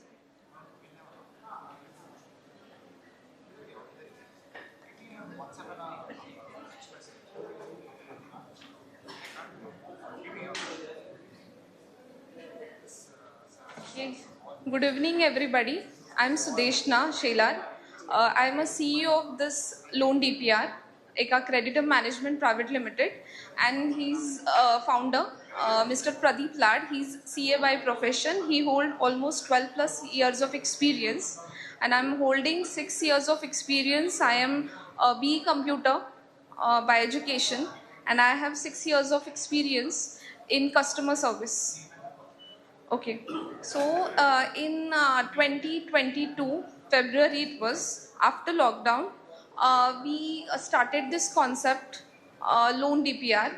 So before that, sir have got experience in preparation of project reports for almost 12 years.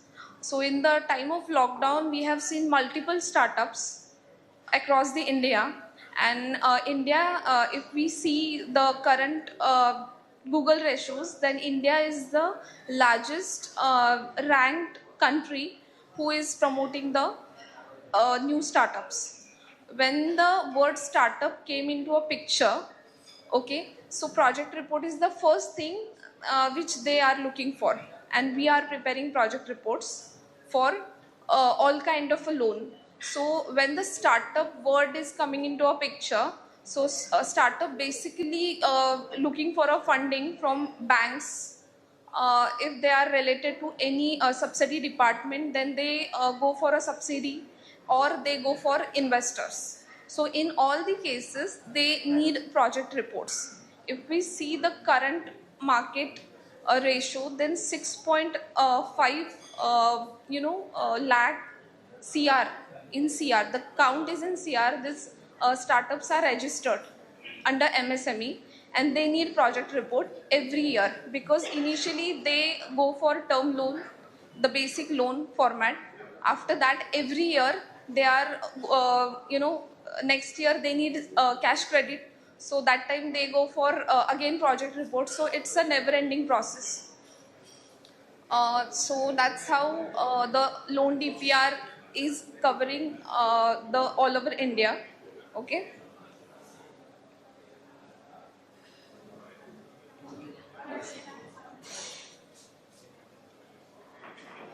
Okay. So currently we are into project reports, online applications,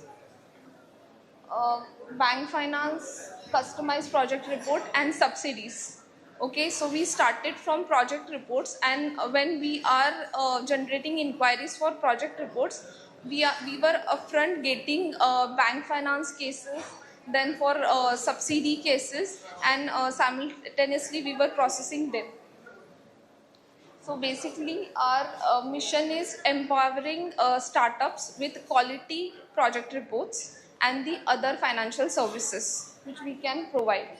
Our vision is to become that thing to the India, that project report is equals to loan DPR.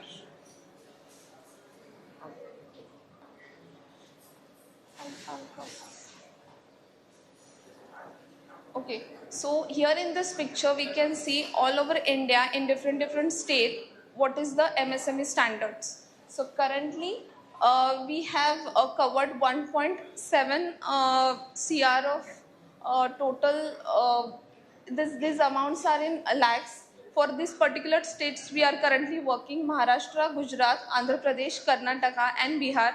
We have in-house team which is through the sales and marketing team, we are covering all these states for project report requirements. So we have untapped market of 4.46 CR under MSME. So that's why we are here, because we want to tap this untapped entire thing so that we can expand our business all over India. Okay, so basically if we are getting funds, so we will be mainly utilizing that particular fund to develop technology, because through the secured system we can tap entire India. So currently our monthly sale is around 15 lakhs and our expenses are around 9 lakhs. So we are in profit by 3 lakhs per month.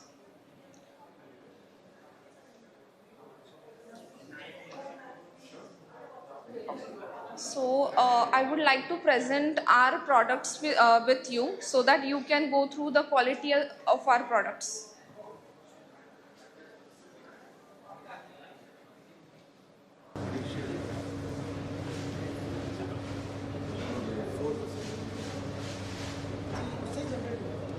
Yes, it is generated through the website. So we have our own website called www.loandpr.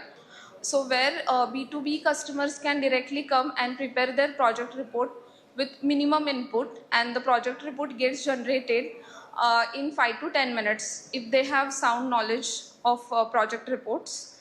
And we have also offline team for B2C customers if they are willing to prepare their project report for their particular businesses. So we have almost 8 to 10 CAs cut in-house team who are actually working on the project reports. Our project reports are lesser in price, and we are providing them in minimum cost. The project reports which you guys are currently checking are ranging between 1 to 5,000 each. The CAs who are charging outside, the CAs are actually charging in a percentage manner.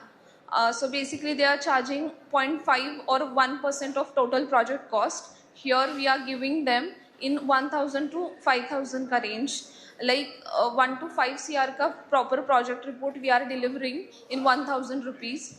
If the person is technically sound, then he can go online and prepare a project report which is costing around 499 rupees. He can make number of changes because it will be his own account, so he can make changes at any time.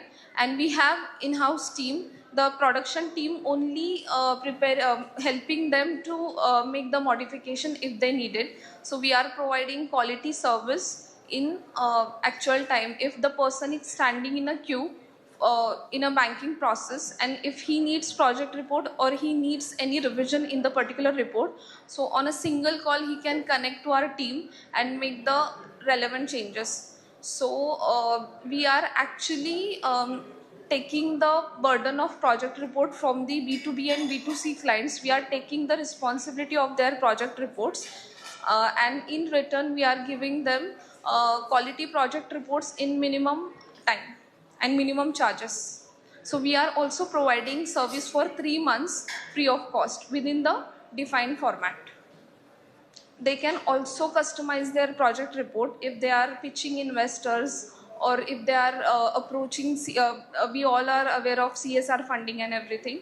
So if they need customized report, then we are giving the project reports under their budget. So we are not dragging any customer for prices like in other places the other CAs are doing. So I am not saying everybody is looking for their own thing, but we want to, our tagline is, we want to make our mark that project report is equals to loan DPR. So our ask is 2.5 CR for 5% equity. Yes, please, ma'am. Yeah. Exactly.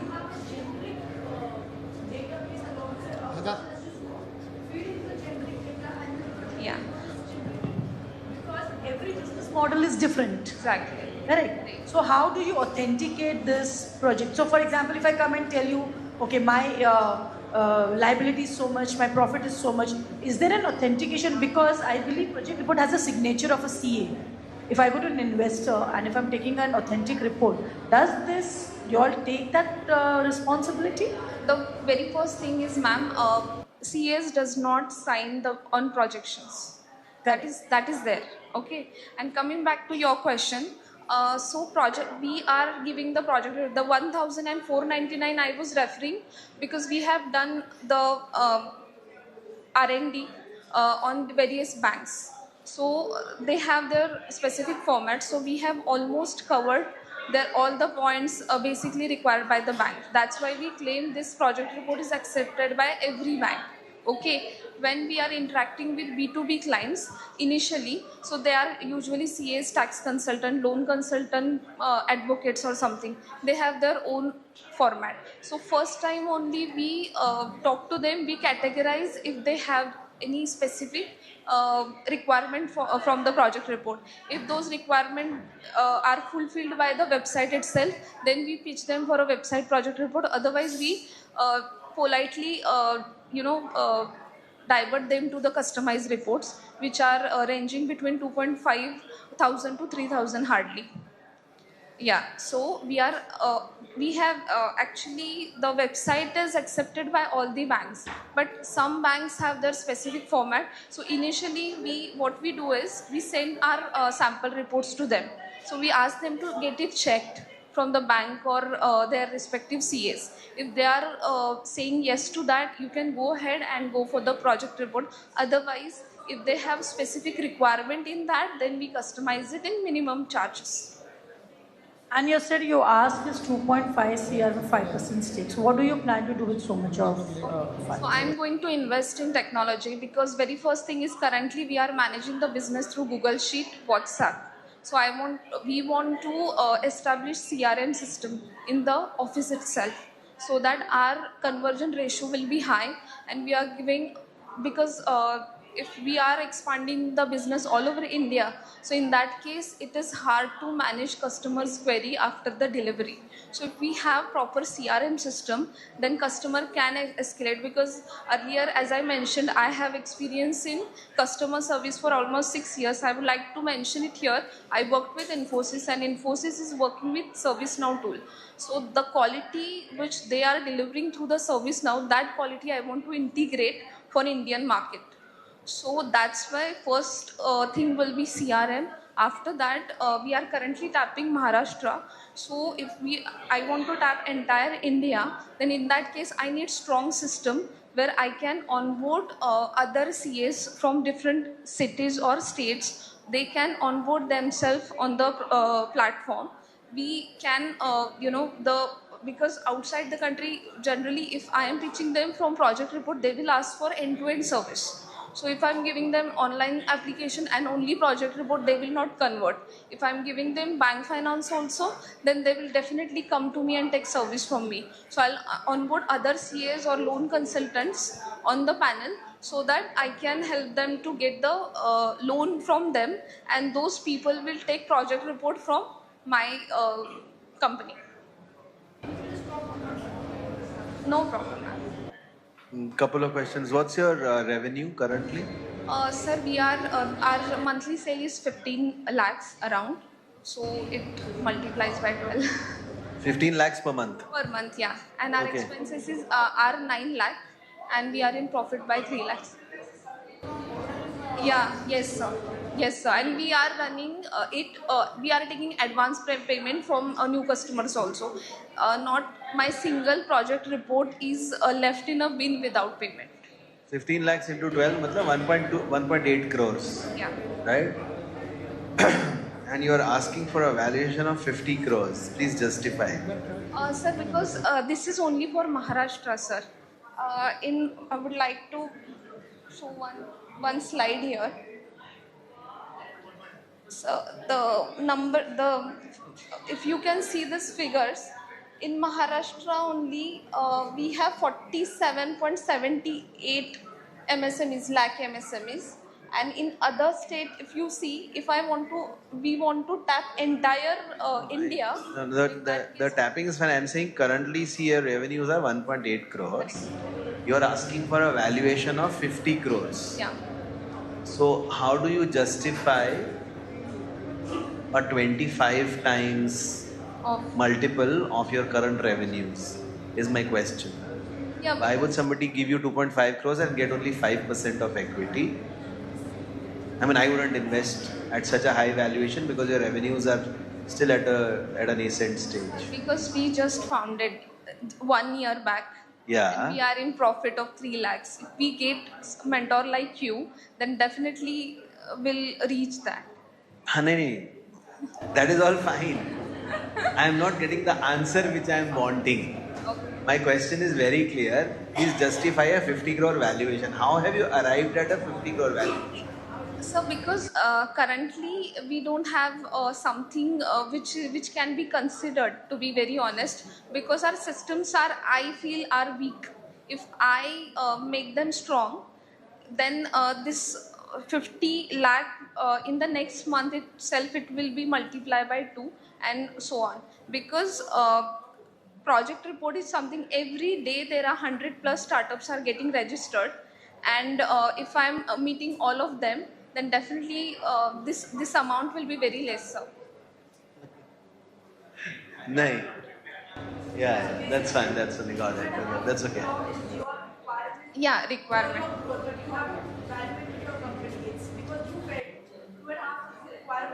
Yeah, correct. So you say we are open for discussion. Yeah, that is fine. No problem. Yeah.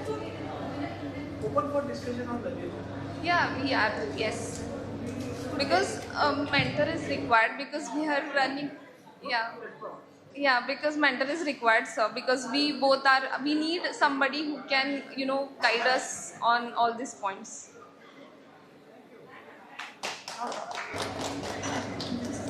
Anil sir, if you could just hand over the memento to... of the remaining people, could we just have a round of applause for them as well?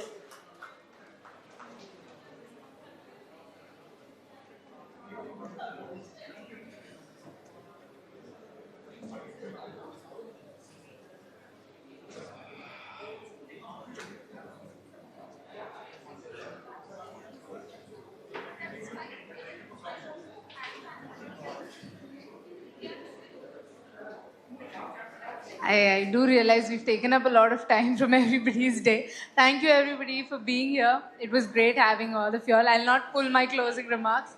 Thank you very much, and please have a great day and a great weekend.